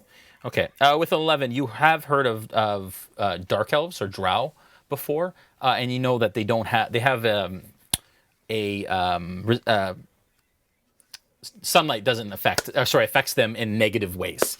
That they are at home in the darkness, and that is why you imagine that she is doing what she's doing. Okay. They're vampires, essentially. No, but Are they far from us? Are they near Snow and I at this point? Like Who? when they're talking about wearing a disguise? well, give me a perception check. You're all walking together, but give me a perception check to see if you heard. Wait, It doesn't necessarily sound like they were trying to be quiet, but 11. Yeah, with an 11, you hear the general gist of the conversation. Okay, so like I'm a kind of a unique turtle, right? Because I'm kind of orangey, and I want to ask Snow, like, do you think I should be wearing a disguise? Oh, I'm orange. Is that strange for your people? Yeah, most are more green and not so bright as me. I think maybe that's why I was taken when I was younger. Are people looking at you strange? Are they? Perception check. Damn. 13. With a 13, people are taking notice of your group in general. It's a pretty ragtag group of a variety of races. And so, yes, people are absolutely noticing you, and people are absolutely looking as you pass by. But it is fairly busy, and the Menagerie Coast is just that. It's a menagerie of all different races. And so, you are getting attention, but it's not... Nobody's scared. Nobody's taking particular notice to you. They're just noticing your group as a whole. They're kind of looking at all of us. But I guess we are all rather strange together. So I suppose we are, aren't we? I don't think you need a disguise. We stand out enough as we are. Disguises are meant to make you not stand out. Right, but we will all stand out in drawing attention to you and therefore causing your disguise to be useless. So, I mean, if you want one, if you think it's a good idea, I'm just saying maybe it might not even matter. At this point, I'm questioning, why did I ask the blind guy about wearing a disguise?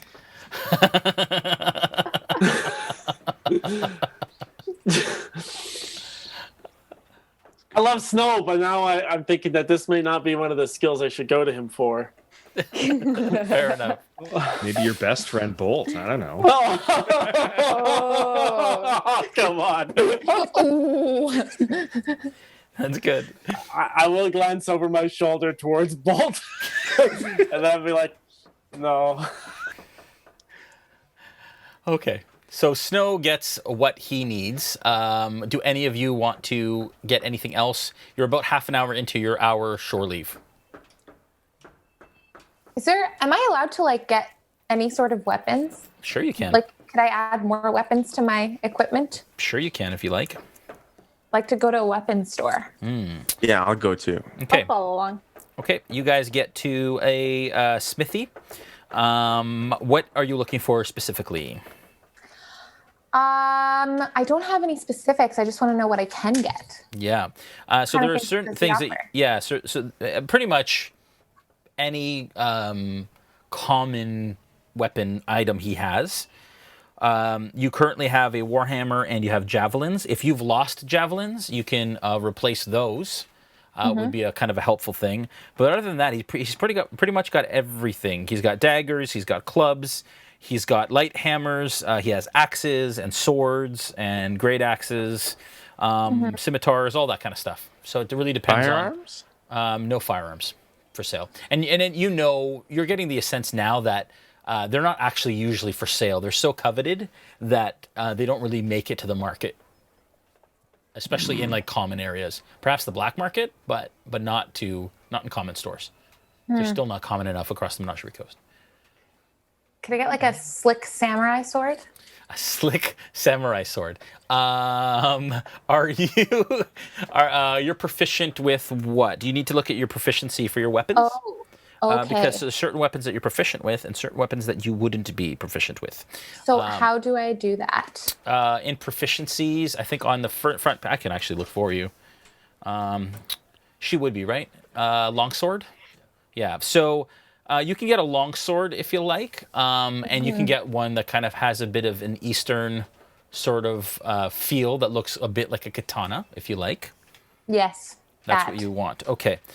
You do see one, and the storekeeper offers it to you for 15 gold. I'm in. Okay.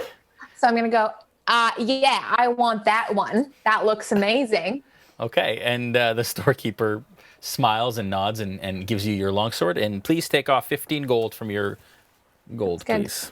Can I ask, Sir, do you mind sharpening that for me?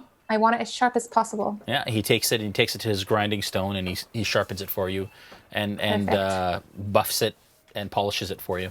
It's nice and gleaming, very sharp. Did you manage to find climbing gear? So Snow did. Snow got a grappling hook and some rope. Okay, so who else? I was planning on getting rope and pythons for everybody. Okay. So I've calculated it out to be about 7 gold total. Okay. For an extra rope for each of us, and I think it was 20 pythons for each of us. Okay. Fair enough. I'd like to purchase a spear if there is one available. Sure. Was that including me, Brandon? No. It could. It could. Easily, it could. I just add like an extra gold and some silver. I mean, I hadn't considered it, but maybe I should. But Yana's just like... I thought you'd be more prepared than us because you knew about cliffs and stuff. And Well, yes and no. Dajarkal, I'll say yes then. Sorry. It's okay. You managed to pick up a spear for 1 gold. Dajarkal. Sweet. Anything else? Oh, yes. I also want to get a mace. A mace as well. Okay. I'm just looking through this list here. It's sick. She's just going to be walking. Just an armory store. A walking arsenal. I love it. Okay, you can pick up a mace for 5 gold. Sick. Okay. Okay. Great. That's awesome. Anyone else? No? All right. Can I talk to the shopkeeper? Which one? The one in the weapons store. Yeah, the smithy? Sure. Yeah. Hello. Have you ever heard? I lean in really close and start whispering. He leans in close too. Have you ever heard of a weapon that is like a firearm, like a little guy, but he shoots little metal bullets? Firearm, as you say. Yes. I ain't got none here. No. Is there somewhere I could go to find one, or some person? I If could you talk to? do, I'd be mighty impressed because they're hard to come by. Yes, I've found that myself. Yes. All right, I'll keep that in mind and keep looking. Yeah, sorry. No problem. Thank you for your time. You're very welcome. Okay, it's all. Okay. You guys head back to the Ale Hand, and you set sail towards the Twinward Isles. At this point, I would like to take a break for everyone. If you have a... Christina likes that. I have to pee. I'll take a break. I will take questions as Joel is not here right now. And then, Dave, if you need to take a break, I'm going to go do that. And then perhaps, actually, you know what, Julian, because you have the Discord with you, and you're in the moderator chat. Sorry, Dave. Julian's going to do this instead. So, Julian, I'm going to answer a couple, and then I'm going to go, and you can answer the rest. That When cool? are we coming back? We will come back in 10 minutes. That is 8:50 p.m. Eastern Time. You want to roll the giveaway now or after? No, we're going to do it at the end. At the end? Yep. Remember, folks, to enter into the D&D Beyond Explorer's Guide to Wildemount digital download for your D&D Beyond experience, you can enter Wildemount, WILDEMOUNT, into the chat, and you will be entered into the giveaway. Only enter once. If you enter twice, you will be disqualified. As well, we are also drawing the 4th spot and final spot in our Wildemount one-shot for our Tier 2 subscribers and up. If you want to get entered into that, just be active in the chat at Tier 2, and we will draw that at the end of the session as well. We have lots of questions here. I am going to start a couple, and then we will go from there. Question. I am a big fan. This is from Skyheart21. I'm a big fan, but my question is for Snow, who is not here with us. So will we wait? If you can hold that one, Julian. Julian's not listening to me right now. Julian! Hey, buddy. Sorry. Oh, hi. There's a question for Snow, which is the first one. So if you can hold that for when he gets back. Everybody else is gone too. This is for Julian, though. Elizarin the Crimson asks, how long have you been growing the beard? Dakota. Because that's who that is. Nobody. Probably since about January. January, nice. It's impressive. It's impressive. The Josh64 asks, is this our Josh? How do I acquire a glorious beard like Yana's? So I think there's some trolling happening in the chat. Oh, that's good. Yeah. That's really good. So we're going to have to hold that bolt question as well for when they get back. Let's see. Those are for all the questions. They're all player questions. So unfortunately... Did you check the other for Jason? What's that? There's actually a couple... Oh, never mind. No, I don't think there is. Question from Prometheus Bound. Is Julian's beard going to be a new character? That is from Prometheus Bound. And Alizarin the Crimson also asks, when is Julian's beard full-time on the stream? Those are all the beard questions we have for today. We do have a question for Gaziel, actually. Gaziel. Love questions. That gamer share says, Gaziel, how old were you when your god reached out to you? Literally, like, last session. It's so crazy, right? Literally, like... I don't know how old am I? 1 session ago. I don't know. You should know that. I'm like, I think I am about 24. I like how old that. I feel as a character. That's how old I feel as a character. It's good. It's really good. Is Brandon back? Yeah, Brandon's back. Can you hear us right now? Nope, he can't. Nope. Not yet. Adam's back. Adam, you there? Yeah, yep. Okay. We can ask Bolt's question. We can. So, question: did Bolt lose his tail at some point? We want to hear about that story. Oh yes. I'm gonna kibosh that question though, because that is a spoiler that we want to reveal in game. Oh. So you will have to find out. Good. Brandon, can you hear us now? I can. Okay, I'm gonna go do my thing, and I will be back. All right. So, question from Mr. Carrot. Can Snow send us letters while he is away? We will miss him. That's really, I know, I'm really going to miss being part of the chat in the Discord. That was so much fun. Yeah, I don't know. I was trying to find like every free second I could to try and jump in there. I don't know if I can send letters. I guess that's up to Jay. But yeah, I mean, I might, but I'm assuming that we'll be back in Darktow soon enough. So hopefully, possibly. Yeah. Another one for you from Skyheart21. I'm a big fan for my question is for Snow. Is this echo thing going down? What was it your idea or the game's idea? And you're just a bit quiet, Brandon. You're just a bit quiet. Really? Again? I'm wondering what's going on here. I think it's been... Yeah, okay, no, it's on the right mic. If I speak a bit louder, is this better? Should it be closer? I think so. Yeah, I think so. All right. Sounds okay to me. Okay. Well, as far as the Echo Knight thing, that is the creation, I guess, of Matt Mercer and the other writers of Wildemount.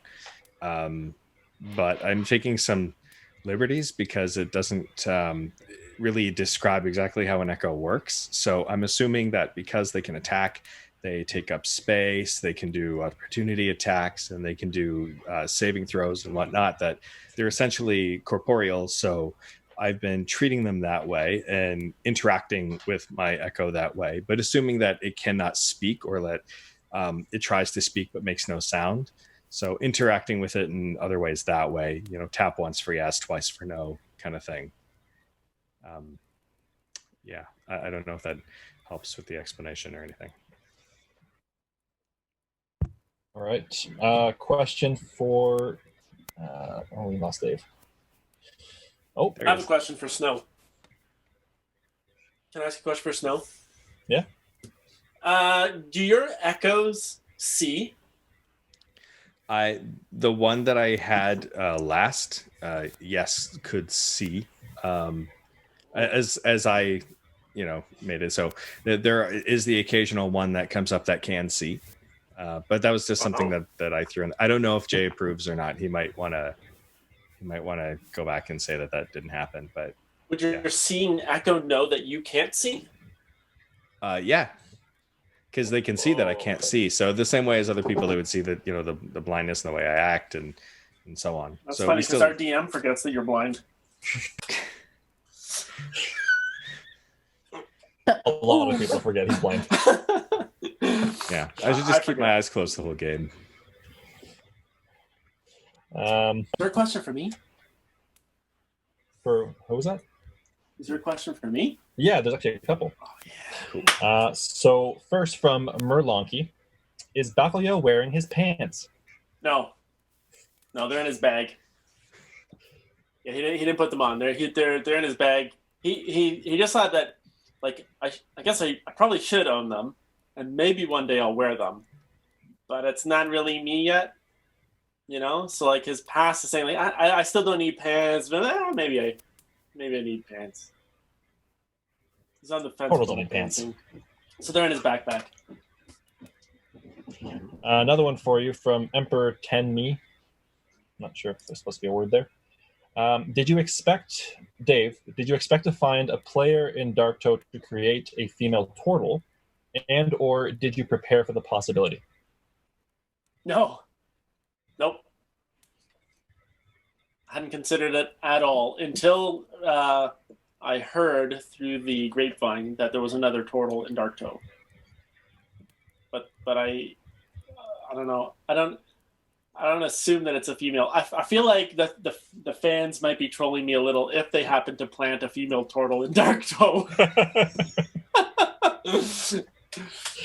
Well, Snow did tell you about that one, but that is a male turtle. Oh. I asked him if he knew any females, but I don't think he saw when I asked that question. Yeah, I don't know if any turtles are in, like, if they do that, but because I want to mate, I might need a female. I'm hesitant to hook you up because I don't want you to die. But at the same time, I want you to be happy. So we're all your friends. friends. A whole year. Yeah, I'm your first friend, though. And I'm your best friend. Yeah, sorry. I'm Bolt, like his third friend. Yeah. No. I don't think Bolt makes it in at all. Bolt makes him really uncomfortable, man. It's like he doesn't know what to do with this. It's like promising somebody you're going to give them something, but then you actually gave it to somebody else, and now they're like, "Hey, so where's that thing that you promised?" It's like, "Oh, it's at my house, but I gotta get it next time." That's kind of what's going on here with Bolt. Yeah, except you're a turtle and your house is also your body. It's not a perfect metaphor. No, I think it extends that you're able to give that gift at any time. The gift of friendship.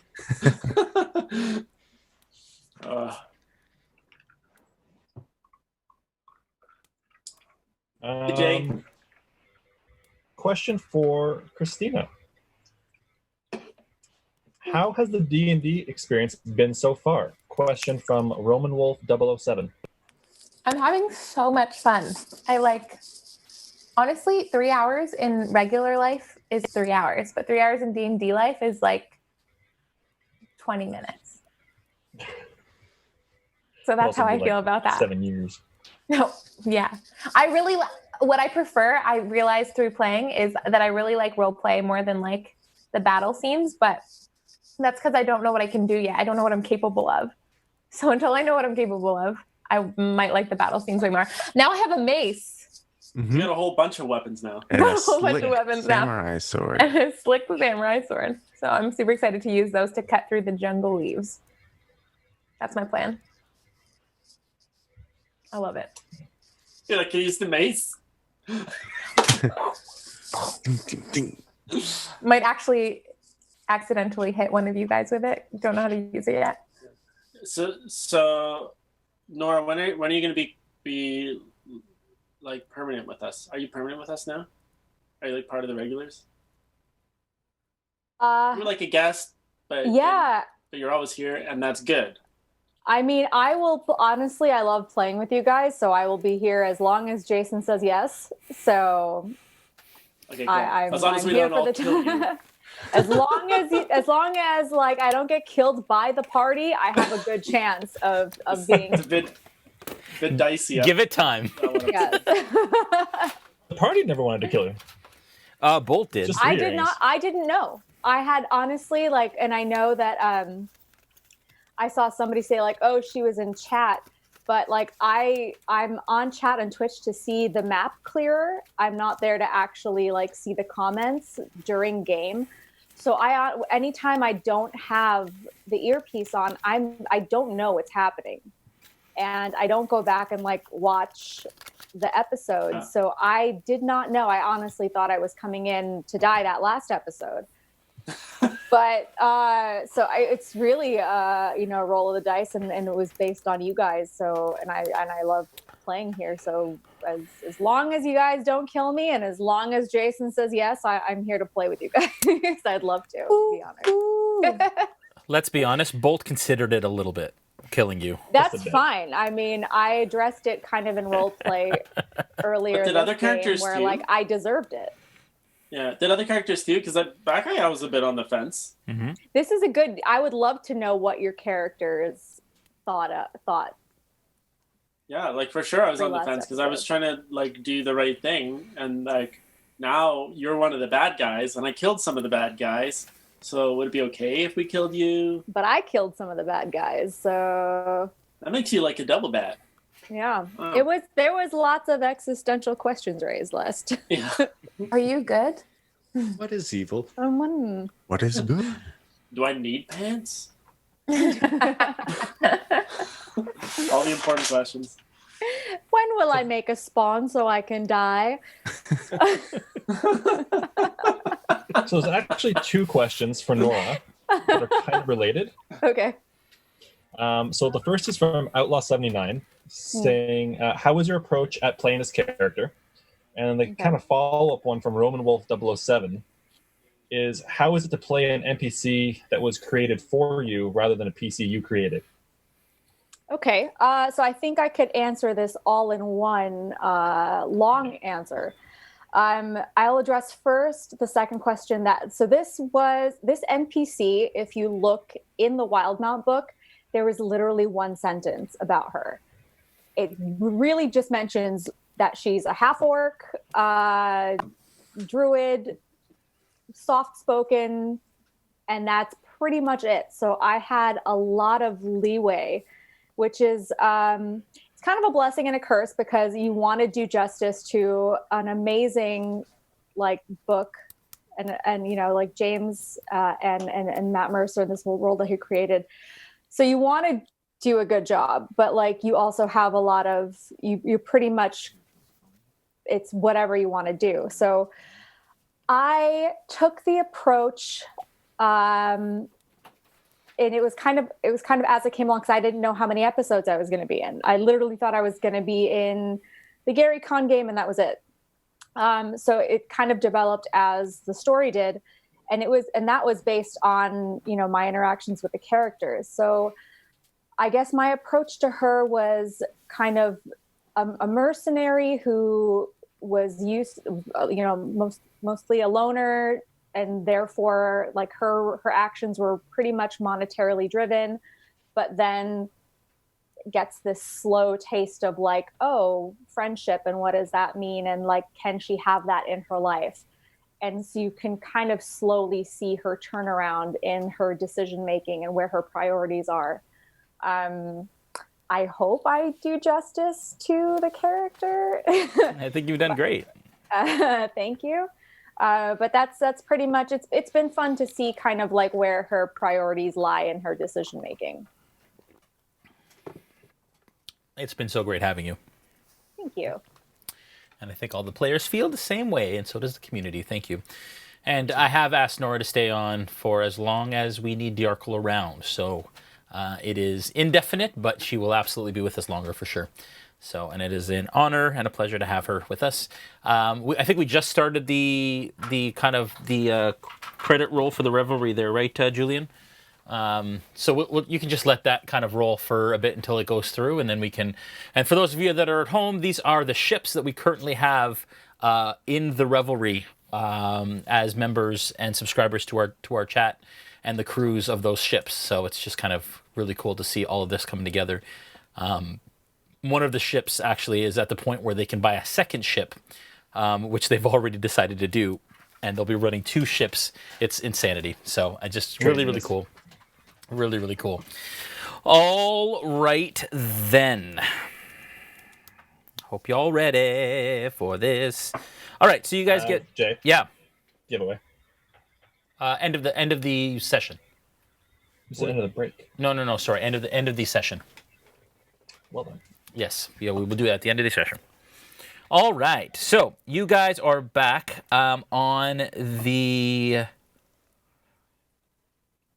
ill hand, and you are currently on your way. You've spent another 2.5 days aboard the ship.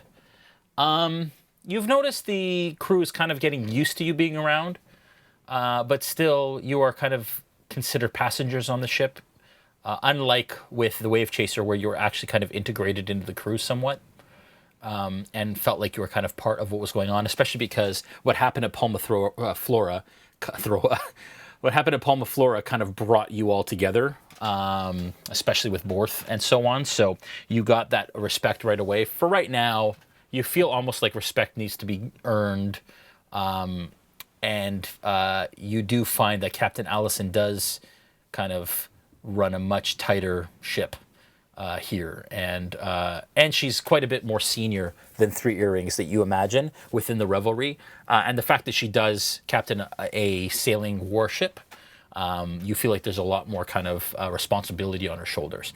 You do get the sense, though, over the 6 days or so that you've been sailing, that she's actually quite jovial.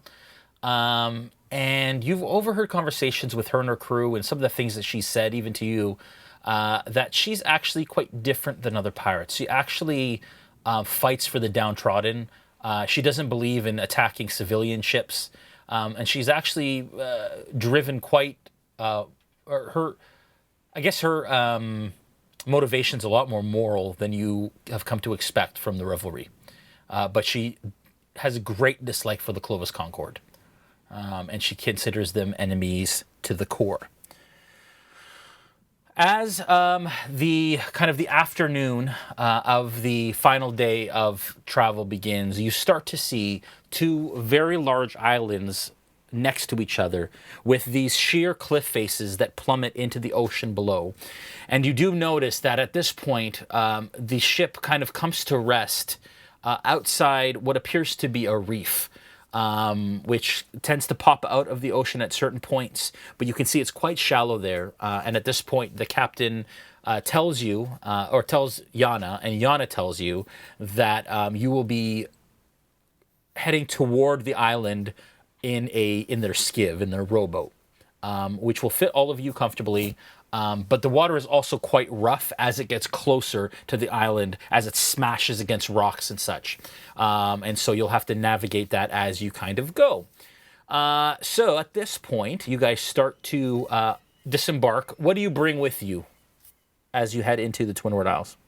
My armor. Yes. Okay. I imagine that would be the case, yes. Anything else? Do you guys leave your packs back on the ship? Do you just bring your gear? You bring everything? I'm bringing my pack. Okay. Yeah. So everyone kind of packs everything up and okay. As you disembark the ship into the skiv, again, it's quite rocky. And the waves are quite strong, but the sun is shining, and you can see again at the top of these, in some places, even 100 to 200 foot tall cliffs, you see a cliff face that's about 50 feet in the distance, what you imagine, 50 to 60 feet that seems to be kind of the lowest of the areas. But again, no beach, no kind of area to really do what you need to do. You guys jump into the rowboat as you disembark from the ship, and you start to head towards the island with obvious seagulls in the background. Who is where on this ship? If you want to turn on the overcam there for a moment, and we can kind of point it right down to the ship so that we can get a placement for where everybody is on this little rowboat. Sorry, Julian, can you hit the overcam? Just hit O. Should come up. No? There it is. Okay, so this is your rowboat as you approach. I don't know if you guys can see that on the Zoom, actually. Sorry, Josh needs to just fix that. There we go. Okay, so we're, if you want to take everybody out maybe, and then we can kind of figure it out. Okay, so who wants to be... there are 2 sets of oars on either side, so you guys can tell me who is actually rowing.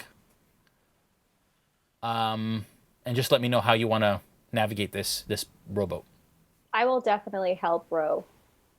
Okay. I'll grab an oar as well. Okay. Or what? Okay. Bacalhau on an oar. I was like, let me check my strength. Anyone else? I'll Mine's stand up. 0. Yeah, I could be on an oar. I'd not be the best at navigating. Okay. Snow. I'll stand at the very front and navigate. Okay. Gaziel will navigate in the front. Towards the one island, the giant island in the water. Yeah. That way. I'm going to go closer to the front and use a long pole to try and actually push away from rocks that we might be getting near. Okay. Bolt, where do you want to be? Yeah, I'll do an R2. Okay. And then put Plunk at the back. Okay. And Plunk starts to kind of play a sweet melody as you approach the sheer cliff face. All right. I would like, Gaziel, if you could make a perception check as you head in towards the island to see if you can spot any jagged kind of coral or anything like that. And Yana, I'd like you also to make a perception check as you're both kind of navigating towards. I got a dirty 20. Okay. You manage to call out these areas of reef, and you see that there are 3 specific clusters of reef that have kind of really close to the surface that would definitely damage the rowboat if you were to hit them. That's a 23 from me. That's a 23? Okay, so you are managing to kind of steer the rowboat and push off these as you go. I would like the rowers all to make athletics checks as you kind of row and are listening to the shouts from Gaziel and from Yana about where everything is. Yeah, 13. 12. 7. That was 19 for me. Okay, that is enough. You guys actually managed to navigate through the reef, no issues, until you come up to the rock face. Is there a way specifically, Yana and Gaziel, that you want to navigate this rowboat to the cliff face? If you want to just twist that camera there, just so I can see what's going on, and they can see it already. You can see that there's a little inlet. You can go closer to it, yeah. I like that, yeah. There's a little inlet at the base of the rock face, and you do see that there are little platforms that you can climb to as you go. But how do you approach? I think we should go right in the center. What do you think, Yana? You're muted. But I think the platforms where we can stand would be a good point to get on. Yeah, I just trying to scale right from the boat. the platform right in the center of the rocks where there's two sides to platforms. People can get off on both sides of the ship. And try balance would be a little awkward trying to go up the back and the front. Yeah, that's true. All right, the closest platform then? Yeah, what about the first one there? So Yeah, two that's- platforms? Great idea. Heal! No, I don't think heal's the right word. Go forward. All right, so you guys begin to approach, and you manage to navigate it until it kind of butts up against the cliff face. And again, the waves are pushing against the rowboat, and it is hitting the front, but you manage to kind of steady it. But it is fairly perilous at this point to try and get out. How do you guys want to do that? Use your oars, brace against the stones, try to balance the front and the back. Okay. Those that are on oars, I'd like you to make survival checks if you want to follow what Snow's suggesting. Okay. Yep. I'm going to try and steady the boat using the long pole that I have. Okay, give me a... And maybe just wedge it. Yeah, down. Give me a survival check as well. Nope. That's a 17. Sorry, 5, Julian? Yeah. 5, okay. I got a 12 as I hold my oar out. Okay. I got a 21. Okay. I got a 17. Okay. Natural 1. Okay. All right. So the majority of you successfully did it. So you managed to keep the boat steady. Bolt, your oar cracks and breaks in the middle as you try and steady the boat with your end. So I would take that oar right out beside Bolt. Whoops. And you've now lost. You hear as it snaps in half. Okay, the boat is now steady. Who is disembarking first? Or how do you plan to hold on do it? and have other people. I'll be the last person. Okay, so Dajarkel's going to go over and hold on. That's fine. Okay, who will be the first? How are you guys doing this? I can get out first. I'm a good climber. Okay. Oh, yep, just that. Yep, get around that. Okay, you're good. Give me. I'll allow you to do that without any check as of right now. Snow. Yeah. Thank you for then your they'll climb kindness. after. Yeah, that's fine. Next. I'm still in the boat. I'm gonna wait my turn, but I'm gonna take my my rope and kind of like throw it at the rocks, like trying to get it around the rocks. Like I don't know what I'm doing. I'm a fake adventurer, you know. I've lived a sheltered life. I just throw the rope. I can try to hook the rocks. Okay, give me a dexterity check. there. So you're trying to hold it, or you're trying to tie it? I can't tie it. It's too far away. Okay, so I just so want to like throw the rope Okay. and Give me a dexterity check. all right. It's a natural 1 -1.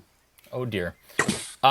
You throw the rope, and you forgot to hold on to the other side. So your rope there. kind of slings over and tangles on the side of the rock, and now there's a rope on the side of the rock. I want a shirt jeez. with you on it that says "Sheltered Life." That's our next shirt. That is great. I am stealing that idea. Oh, Okay, Let's let's. you like inside your shell. Yeah, exactly. Who's next? Yes. Yana's going to go next. Okay.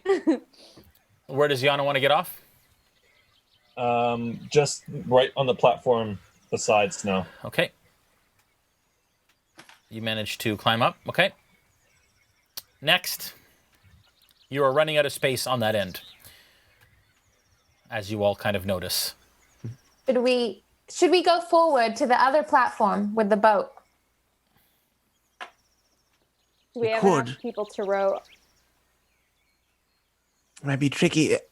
Maybe some of you should start climbing. But yeah, Snow, Yes. would you like a boost? And maybe Certainly. I vault you up? Absolutely. Okay. Would help me quite a bit. So I'm like basically like, 2 hands in front of me, letting him put 1 foot as he jumps, and I'll lift. Okay. Okay. I've got a 20-foot climbing speed with my claws. Yeah. So you're trying. Okay, so I'd like you to make a athletics check, please, to climb. And you're moving at half distance, half speed. So I've got a 20-foot climbing speed with my claws as a cool. tabaxi. Okay, so the next platform is 10 feet. Okay. Do you want to stop there, or do you want to keep going? I'll keep going just so there's enough space. Unless, do I get the impression, Yana, that you would need a hand to be pulled up? Well, no, I'm going to try and shimmy over to the right. Okay, I will continue forward. Okay, so you're gonna. So I'll try and get off the platform there, and like kind of wall climb and shimmy over. Okay, athletics check. That is a 12. Yeah, a 12's enough. And you shimmy over to the other side. Can I hop on someone's back? Whoever's left? No. Come on. Everybody's going to do this to me? Oh, is there already people on your back? No, I'm kidding. It's just because Snow's done it before. You might be able with me once I'm off the boat, but I'll have to see. I'm really little. Yeah, I'm sure it'll be okay. I could just pop on there. We're friends, right? Yeah. But just hang on a second. Am I off the boat yet? Nope. Okay. Just wait till we're on the cliffs. Or I'll if you need help off the boat, yeah, then I'll help you onto the cliffs when I'm out. Okay, who's next then? Have we tied down our, like, anchored or, like, tied off our boat? No. I tried. And currently, nobody. Dajarkel's kind of steadying the boat. I think you said, Dajarkel. Yes. But that's it right now. So. Are we able to? I'm doing a little something. To use a rope to anchor our boat to that little piece of like jagged rock that's apart from the cliff? You can absolutely do that. You can absolutely try it. I would like to try that. Okay, so you let go of the boat and you head to the back of the boat. Mm-hmm. Okay. I want to reach over the side of the boat with my turtly claws to just kind of try to hold on to the rock so we don't. Okay, so he float away. Replaces Dajarkel. Yeah. Okay, Dajarkel, I'd like you to make a sleight of hand check, please, as you try to tie the back of the boat off. 18. That is enough, you think, as you kind of loop the rope over, and having been on a ship for a number of weeks, you're able to tie the best knot that you imagine you could. Okay. Okay. As Bacalhau kind of holds on to the side. Who's up next? No time like the present, I suppose. Okay. I'll hop on to the side there. It's just a short distance, so he's able to get up on that one. There we go. And then next, Gaziel, Dajarkel, Plunk, and Bacalhau are left. Okay. Does Plunk also need help getting across, or is he kind of looks at the back and he kind of looks around and he's like, I guess I'm next, and walks over to the side and climbs up. And he's going to walk to the edge of there just to let somebody else potentially as far as he can go. Yeah. And then go ahead.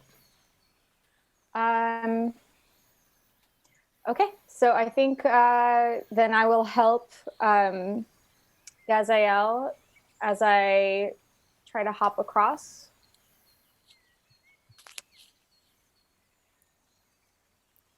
Sorry, so you're say that again, sorry? You're helping Gaziel up?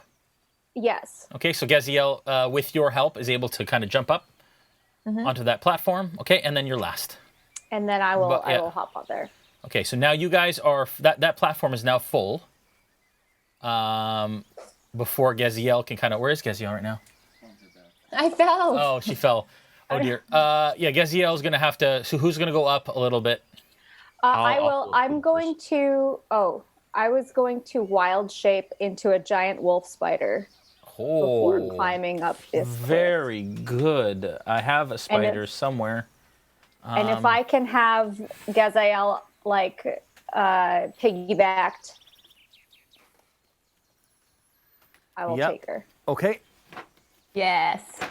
Spiders aren't my favorite, but. So you're gonna. So she's riding the spider. Yes. Okay. Let me get a wolf spider out of here. Yay! I'm pretty sure I have a spider. I have a couple spiders. Okay, just use this one. Oh, sorry. Bad throw. Okay. Okay, so all of a sudden, Dajarkal body shifts and contorts into a massive, a giant wolf spider. And Gaziel, you can put her kind of on top. I don't know if she'll fit on top, but... Oh my And I gosh, just it's- kind of like Okay. with one of my legs. Yeah. I'd like you to make a strength athletics check, Gaziel, to hold on as Okay. she kind of climbs. Okay. I got a 13. Cool. That is enough to hold on. You guys also start to hear the sounds of the jungle from above. Birds and toads and all sorts of, or all manner of jungle kind of creatures. Bacalhau, you are last on the ship, and there is now a spot for you. Yeah, I'm gonna take the. Where did my rope land?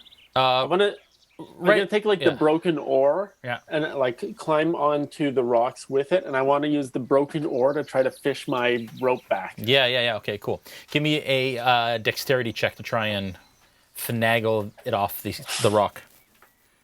4 minus 1. 3. Yeah, that's not okay. You're having a hard time retrieving that rope. Okay, I throw the broken oar at the rope, hoping it'll somehow just bounce it back to me. Okay, give me... In my frustration, just... Yes. Ugh. Yeah. Can you make an improvised attack on the rope, please, with your broken oar? How do I do that? Just Natural D20? 20. Yeah, no proficiency bonus. But you still get a dexterity bonus. A 19. That's with your that's with your proficiency. That's without your proficiency? That's just I just rolled the Okay, so that's like a on D&D Beyond, and it was a 19. Okay, that's great. To throw the stick. So you throw the stick and it actually tips the rope, and the rope kind of flops down, and you manage to grab it off the rope. You have your rope. All right, awesome. Okay. Good. And then you climb up, I'm assuming, and as you step off, the boat is going to drift a little bit, so that it's because it's tethered to that rock, and so it's just going to kind of do that. Okay. All right. You are now all fairly safely on the side of this cliff face. Snow is about halfway. Where is he? 2/3 of the way? Okay. All right. Okay. You all begin to ascend. And I would like Snow, if you could make a perception check, please. Good at those. Let's see. All right, that's a 19. Okay. With a 19, you look above and you see the what appears to be the face of a woman with long, kind of scraggly hair. Oh, we dropped somebody. So, Yep. Who did we drop? It's not RealmSmith unless we drop at least one person per session. was it? Noura. We lost Noura. Oh, really? No, I still see She's Noura. here. I'm here. I saw that Josh dropped for a second and came back. Yeah. Oh, Yeah, it just rearranged the pictures. yeah. So if we can just kill the cam that's on Dave now, Julian, and then Yep. do all that. I'm good. Okay, so he'll be on that as everyone is kind of climbing. Weird. So Okay. I sense this woman. Yeah, so you see the face of a woman peer over the edge of the cliff face. And she looks down at you, and she sees you kind of look up, and she backs off the cliff.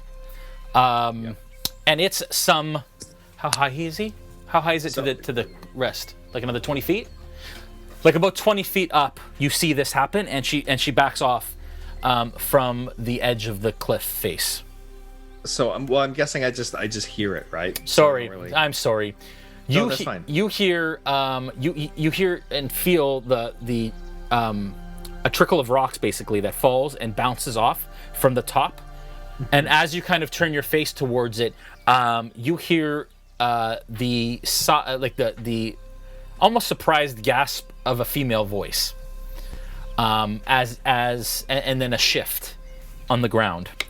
And I sense this about 20 feet above me. Yes. Like that's where the edge would be. Yeah, you imagine it's more or less as high as this is, because I mean they've told you how tall the cliff is. You know it's about 50 feet or so. Okay. And you imagine that you're about 2/3 of the way up. Okay. So I'll continue climbing up, but partway through the climb, I'm going to manifest my echo up on the ledge. Okay. All right. As you start to climb, just as you're about to climb, you start to hear a peaceful song that begins to emanate from the top of this cliff. And it starts to raise in volume as this beautiful begins to hit your ears, and as it gains in volume, everyone else begins to hear it as well. I would like everyone, please, to make a wisdom saving throw. Oh, cool. 10. Sorry, where is the wisdom saving throw? Top Oh, one. I found it. Sorry, what was that? 20. No. 18. Okay. 10 for Bolt. Bacalhau, 22. 22. I got a 22 That's too. a 13 for Yana. Okay. Gaziel. 15. Okay.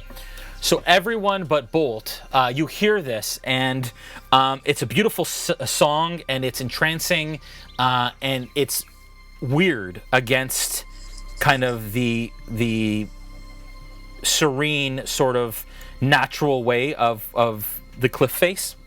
Bolt, immediately you stop, and there is nothing but this song that fills your mind. The source of it being your only quarry at this point. You are currently incapacitated, and you feel the desire and draw to move as quickly as possible toward the source of this song.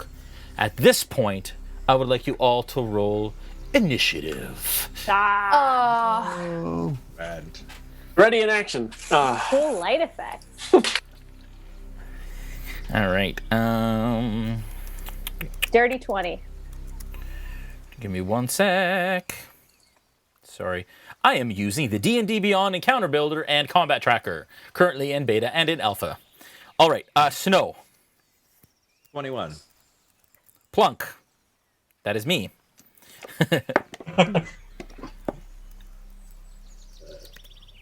Bolt. 15. Dajarkal.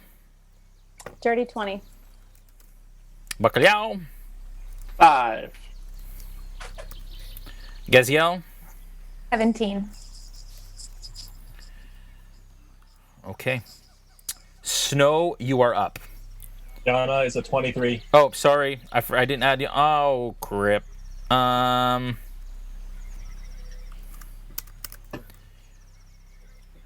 23? Yeah. Wow. I only roll high initiative when everybody else rolls higher. Okay, Yana, you're up. Sorry, Noura. That's all right.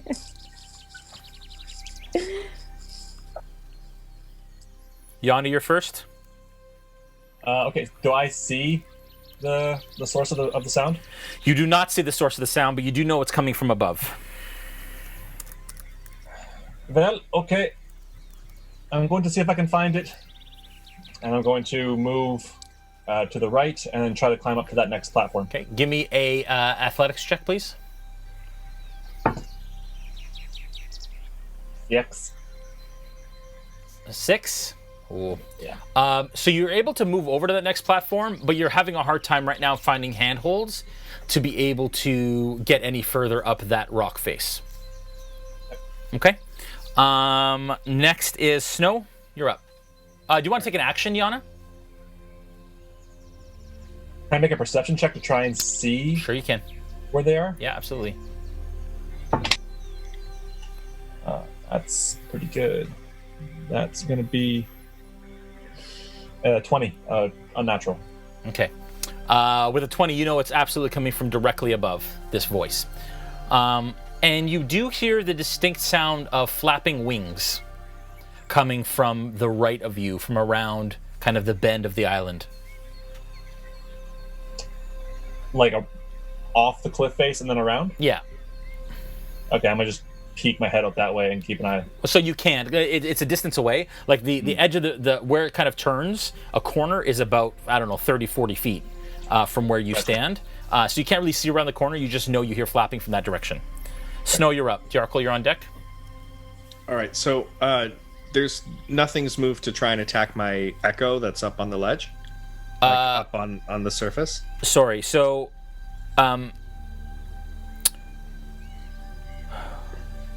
did I say that you were able to throw your echo at that point? Well, it's close enough that I'm able to manifest an echo as a bonus action on my Right. last Okay. turn. So I'll say that I'll say that it is up there. Yeah, that's fine. Okay, and it hasn't been attacked or anything? No, and you can sense through your echo, right? No, not yet. Not till level 7. You can't, you can't see through it, but can you sense through it? Not till level 7. So you can only attack if you sense that there's something near your echo. So yeah, so my echo can make opportunity attacks. I can attack with it. It can make saves and such, but you need to be able to sense. No, I can't see through it or anything like that. If anything leaves its space, it immediately gets an opportunity attack automatically without me even. Yeah. Yeah, I guess so. My question though is does it have its own sense? I believe so. So it can. It doesn't say explicitly, but since it can perceive if something's moving past its space, to opportunity attack, I assume it's got its own senses. Okay. That's how I've been RPing it. Okay, so I'd like you to make a perception check with your echo, please. Okay. Oh yeah, because it can make skill checks using my own. Can it? Okay. As far as I know, too. Okay. So then that is an 18. Okay. With an 18, it definitely senses that there is a creature to its right that is perched at the top of the cliff. Okay. Oh, sorry, Josh. Just it's all good. So, within attack range? Not within attack range. Okay. It would your echo would have to move. I see. I'm going to use a bonus action to swap places with my echo and be up there. Okay. You've already so you used your bonus action last turn to manifest it. Now you're using your bonus action to swap places with it at a cost of 15 feet of my movement. Okay. And then I'm going to move in the direction of the thing that I sense. Okay. And attack when I'm in range. Okay, so you move 5 feet, which puts him halfway up that cliff, because you only have 5 feet left of climbing speed, right? It takes 15 feet. Yeah, it takes 15 feet of my movement to swap places. Yeah, so you start to feel and climb, and you can feel that you're starting to crest, but you're not close enough yet to get to the creature. Okay, then I'll take like a cover position and use a dodge action. Okay, all right, cool. Okay. Dajarkal, you're up. Plunk's on deck. I climb 40 feet straight up because I can. Athletics check? I don't have to. Oh yeah, because you're a spider. Cool. Yeah, 40 feet. That's right. With Gaziel. I would like you to still make an athletics check because you have Gaziel on your back. Yeah. Gotcha. Okay. Ooh, that is a 15. Yeah, with a 15, you manage to climb the distance that you're supposed to with Gaziel on your back, and that puts you up beside Snow. Sweet. Okay, from that distance, perched on top of the cliff, you see what appears to be a female shape form with this flowing kind of matted, nasty kind of hair. The top of the torso and arms of a female, but her legs and these wings that protrude out the side out of her back appear to be like from a vulture. As she kind of looks down at you and screeches in your direction. What do you do? I mean, I'm gonna not do anything for the time being. Okay. So I think I'm too far away. Okay. Plunk is up. Plunk is going to climb or attempt to climb. And if he can, he's going to climb up. Where is he right now? Yeah, so he's going to attempt to climb up, take a dash action and climb right to the next platform, straight up. And he's going to do, yeah, he's good. He makes it right up beside the Echo. Put him on the other side of the Echo. If you can. Yeah, there you go.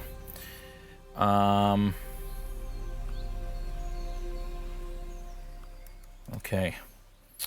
That was Plunk.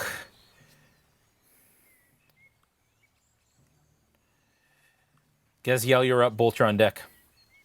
Well, it says I have rope in my equipment. So what I want to do is I want to kind of tie the rope in a circle and then try to catch this creature. Okay, so you want to lasso it, basically. Lasso it, yeah. Okay. I'd like you to make a sleight of hand check to try and tie a decent lasso, please. Okay. That was a 13. You're a little blue cowboy on a spider. Just saying. I was just going to ask, look how he's still on my back. Please say yes. Yes. Yes. I got a 13. Okay, and then I'd like you to attack with an improvised weapon, please. So you're going to roll your d20 and then just add your dexterity modifier, not the whole thing. Dexterity modifier? Yeah. Oh, okay. Ooh. Okay, 16. Okay. With a 16, that is a hit. And you do manage to lasso it out around kind of the neck of this harpy. And currently you have it, but that's as far as you can go with it. If you want to pull it or anything like that, you're going to have to figure that out next turn. Okay? Bolt, you're up. Okay.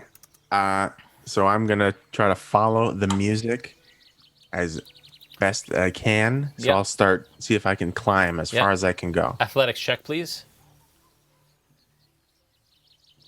16. Yeah, that's enough. And you're going to have to make a dash, I'm assuming. Yeah. So he's going to move it. What's your movement speed?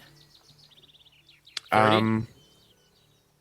With the power armor, it's 35. With the power armor, it is 35. Yes. Okay, so he's going to be able to move right up to the top, isn't he? With a 60, the 70 movement? Or, sorry, it's only half speed for so 5 to 30, so 30. So he's moved to 30? Okay. Okay, so you move up the 30 that you can because you're moving half speed. And you are obviously very intent on getting up to the top of that cliff face. From around the corner, another of these creatures starts to fly around. If you can just bring her around. She is going to be able to move...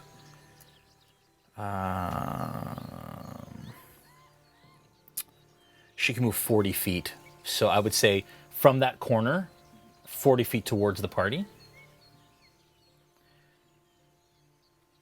And you hear another song being sung from her. I'd like you all again to make a wisdom saving throw, please.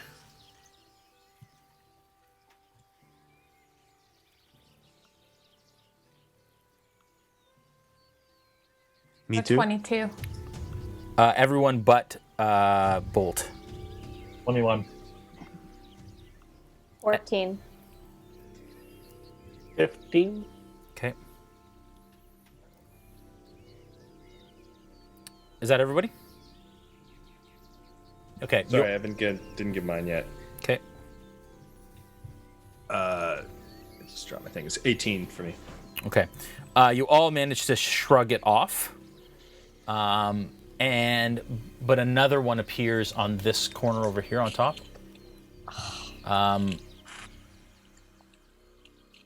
And yeah, she kind of hops down to that ledge. Can we get maybe a wider view? No, that's fine. Where she was, yeah. If you can give us a wider view of on that one, yeah. And you hear her begin to sing as well. I'd like you all to make a wisdom saving throw again, please.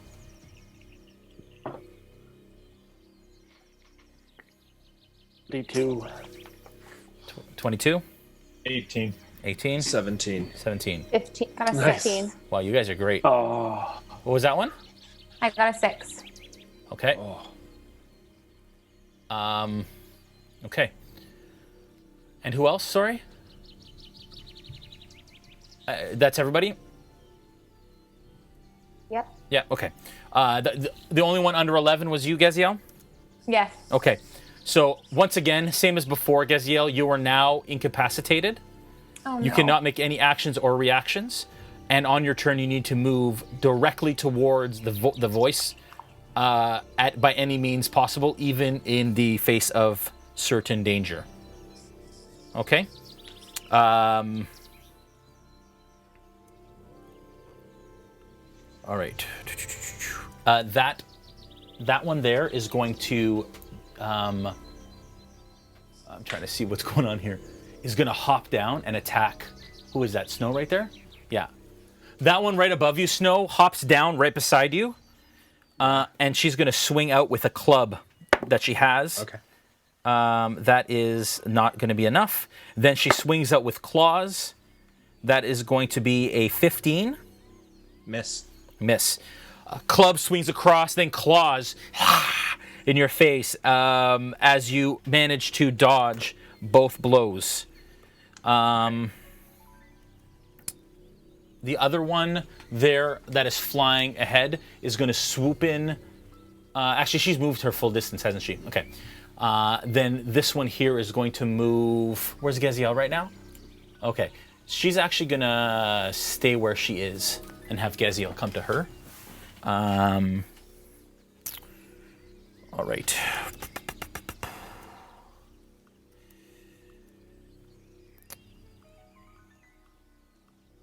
Bacalhau, you're up. Yana, you're on deck. When I was walking around with my water-breathing helmet on, did it dampen the sound at all? No. I wore that thing for like an hour. Yeah, no. Didn't at all? No. Okay. I'm gonna... Not noticeably, because it's magical, not noticeably. Okay. I'm gonna reach into my backpack. I have a blanket. Yeah. I'm gonna take it by opposing corners, whip it around like I'm towel whipping somebody, and I'm gonna tie it over my head, over my ears. Okay. Try to dampen the sound. Okay. All right. That's fine. So what are you using for that?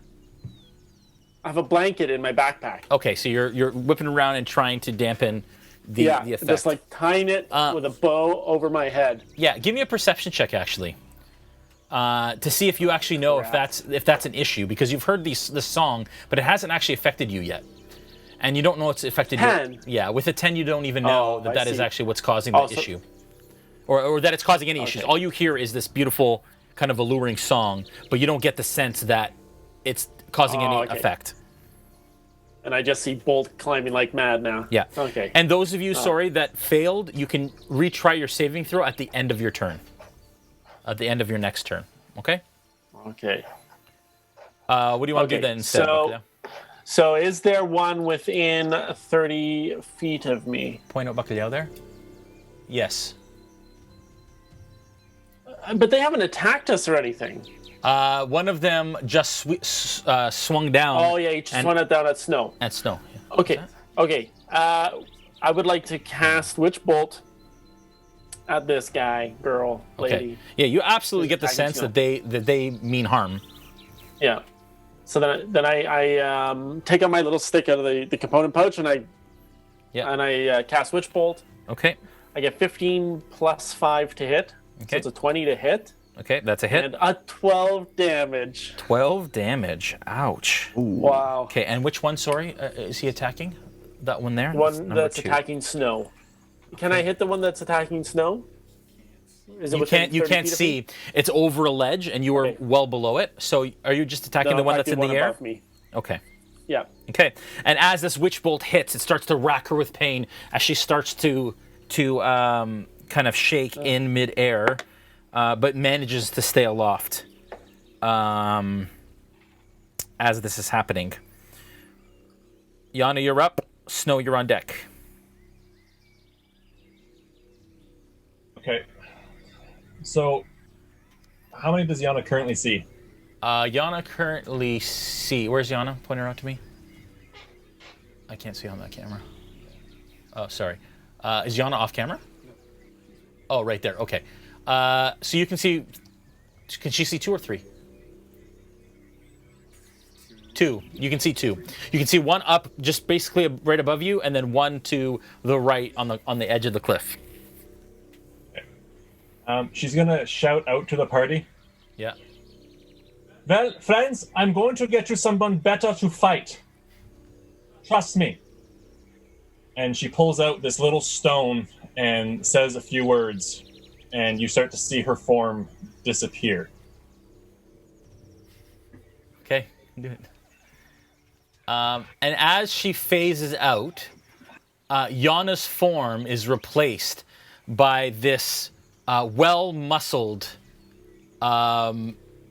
dark elf male with long white hair with a breastplate and a greatsword appears in her place. Welcome, Josh, to the stream. What? Oh. And that is a bonus action. That's awesome. I'm assuming we'll use that as a bonus action. It's a full action to use the item. Okay. So at that point, you see that there is, like I said, a different person in the. Close the door. Close the door.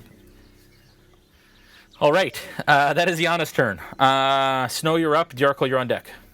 All right. When I made my movement last time, did that put me further than 15 feet away from my echo? I don't think so. Because if I'm more than 15 feet away from it, it dissipates. Where is he right now compared to his echo? No, you are. You're about 10 feet from your echo. Oh, you're right on the edge of 15. If you go any further, you'll be 15. So you start to feel that tether start to stretch thin. Yeah. I will move just enough so that the echo dissipates. Okay. And then I'm going to... do I have enough movement to be able to do that without incurring opportunity attack? You are right beside this creature. If you move away at all. Am I able to like lean a little bit to... No? To do what, sorry? To be just far enough so that my echo dissipates? Not really, because you need to go up or away. So either way, it's gonna. Either way, it's gonna incur an opportunity attack. Okay. I'm going to use a bonus action to dismiss my echo. Okay. And I'm going to use my action to attack. Okay. Go ahead. Creature. All right. Yes, I'm using my scimitars for this. Okay.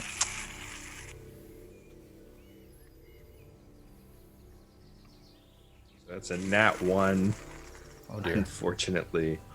And a 15.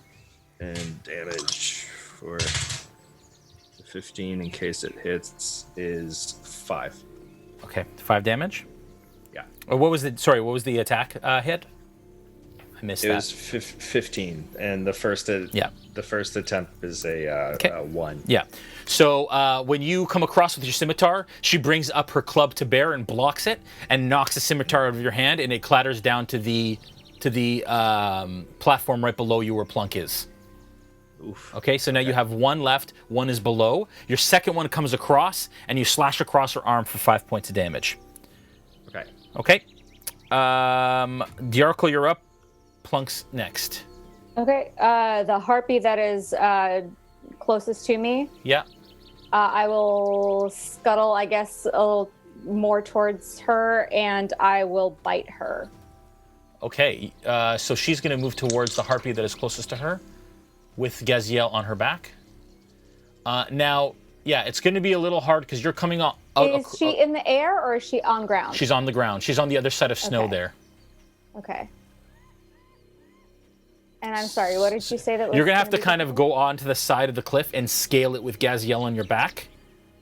That's cool if it's within 40 feet. Okay. It's cool, except that Gaziel's going to have to make a strength athletics check to hold on. Oh, shit, I'm sorry. Oh, shoot, It's all good. It's all good. Okay.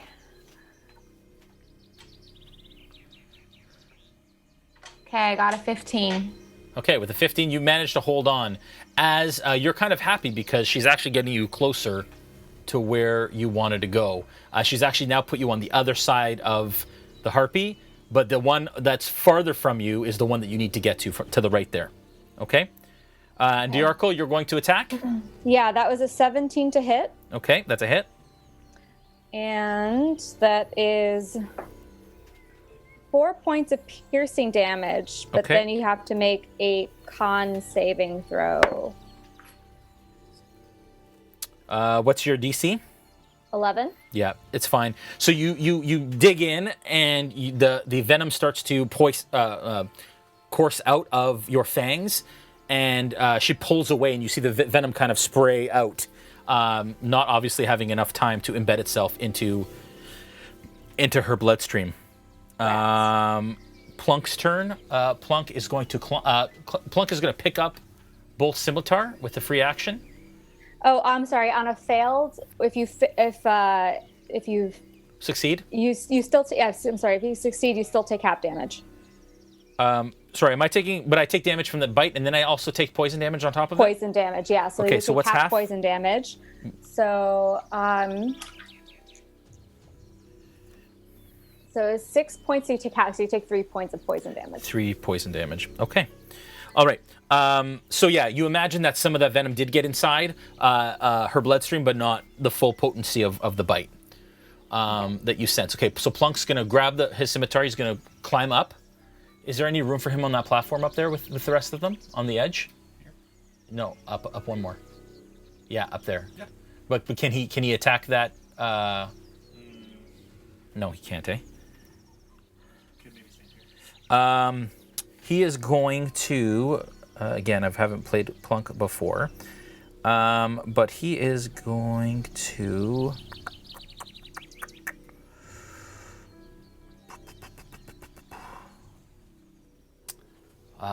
Yeah, he can't really get anywhere, eh? He can maybe climb right into there. We'll try. See if can he fit there? You know what? He's not. He's gonna climb straight up and be behind Bolt. You mean so? Snow. And he's gonna ready a Cure Wounds. That if Snow gets a hit, then he's gonna heal him. All right.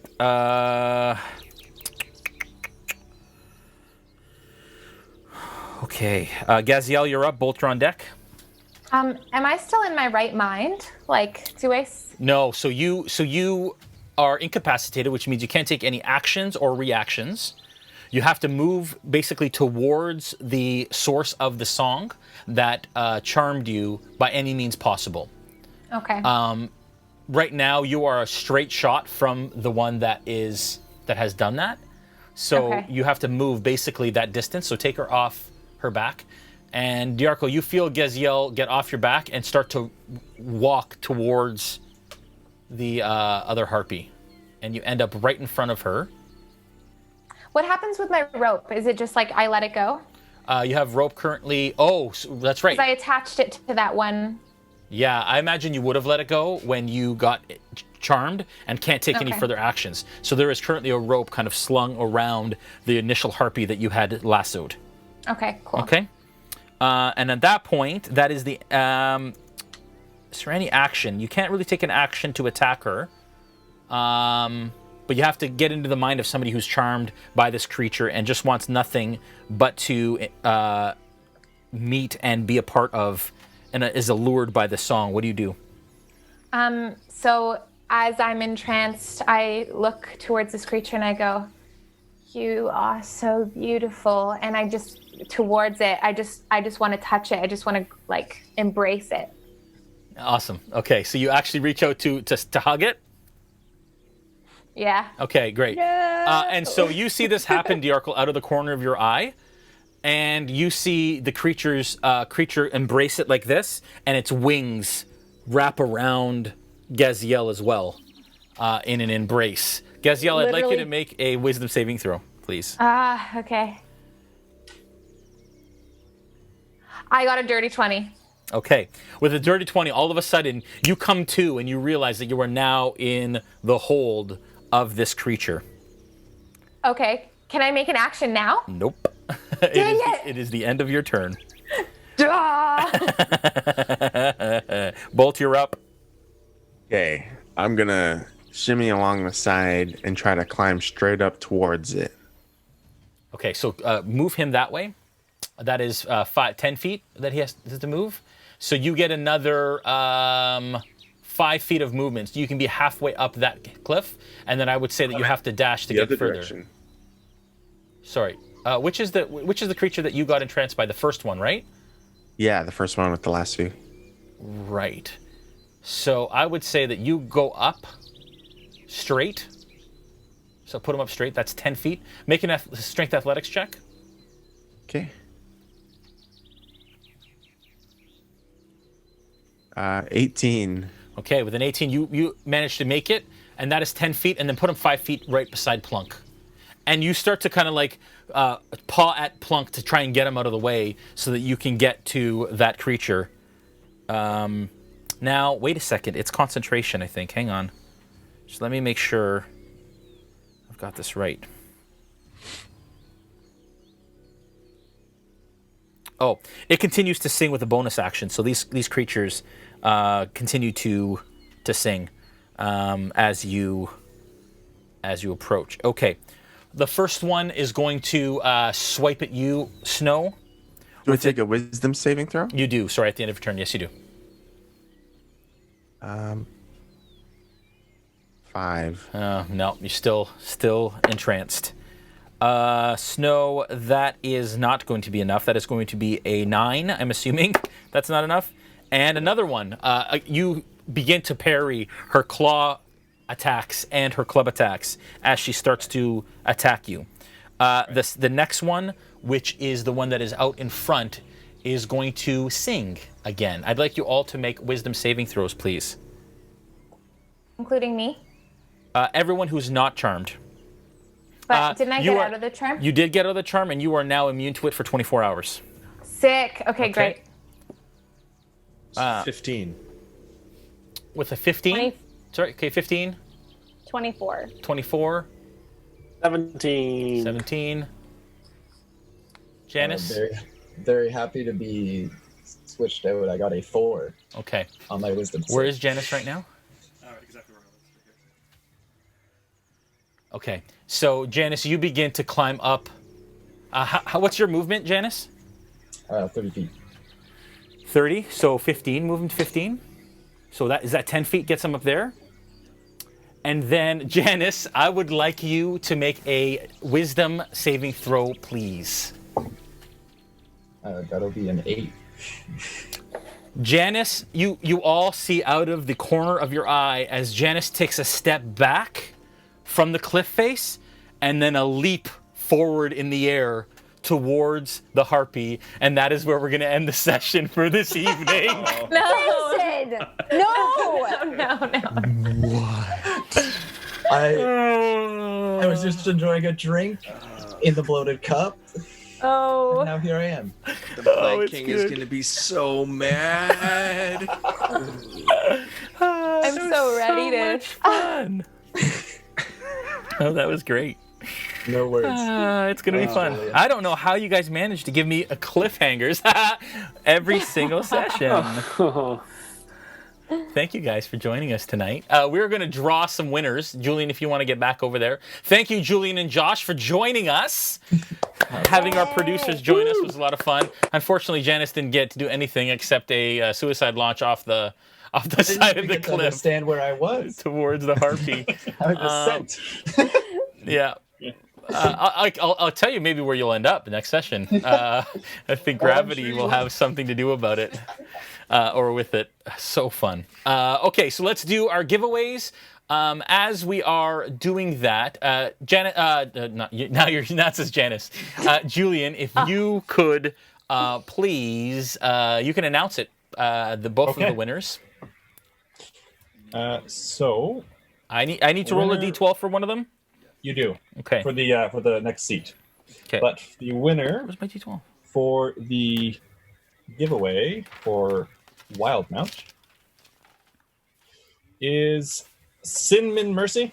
Sinmin Mercy, congratulations! You are the winner of a Explorer's Guide to Wildemount digital download for your D&D Beyond experience. Congratulations and thank you to D&D Beyond for that. Either PM us or our moderators will reach out to you for to give you the promo code that you will be using. I am rolling a D12. It is a 6. 6. Oh, good lord. Okay, you do that while I do the rest of my spiels. Of course, Noura, you will be with us, of course, next week in spider form, and you're still alive for now. Again, tomorrow night behind the screen, we will have the Crafting Muse on with us. It'll be a fun time where we're talking about all of the WizKids goings on and how she's involved there, and the Warlock tile set and all of that fun stuff. We will be premiering this as a VOD tomorrow at 4:30. We always do that before behind the screen, and then you guys can ask questions regarding that stuff during behind the screen. Thursday, Players Table with Joel Auge as host, and then Nolzers on Sunday. Back to this on Monday for episode 10, guys. We are getting close to the end here of this season, and then we'll be back to Into the Mist, our Curse of Strahd campaign after that. If you enjoyed what you saw tonight, consider following us, as well as making us either your Tier 1, Tier 2, or Tier 3 subscription for Twitch, and join the revelry while doing it. And it's our way of kind of giving back to you for giving to us and helping us do what we do. Go ahead. Who's the winner there? Yeah, so the third spot for the one shot goes to Lyle Thistlebloom. Lyle Thistlebloom! Yes, the Revelry Pirate themselves of the Sea Manticore. Thank you for doing that, and you have won the 4th spot. Third spot. No, 4th. We're at 4th, aren't we? 3rd. I think that was the 4th. I'm pretty sure it's the 4th. We'll figure it out. If not, we have one more spot next week, but I'm pretty sure it's the 4th. Congratulations to Lyle. Enjoy that. Thank you all for being involved, guys. And like I said before, be safe, all of y'all at home during this crazy time. The world is going through lots of stuff right now. And I think more than anything, I think that we all need to exercise some patience and some foresight and some empathy with everything, because there's a lot of emotion and a lot of feelings, and I think we all need to open our ears a little bit and listen to what people are saying, and all of that fun stuff. So be there for each other, love each other, and we will see you next week, and we'll see you tomorrow night for Behind the Screen. Bye, guys. Have a good night. Bye. Bye. Bye.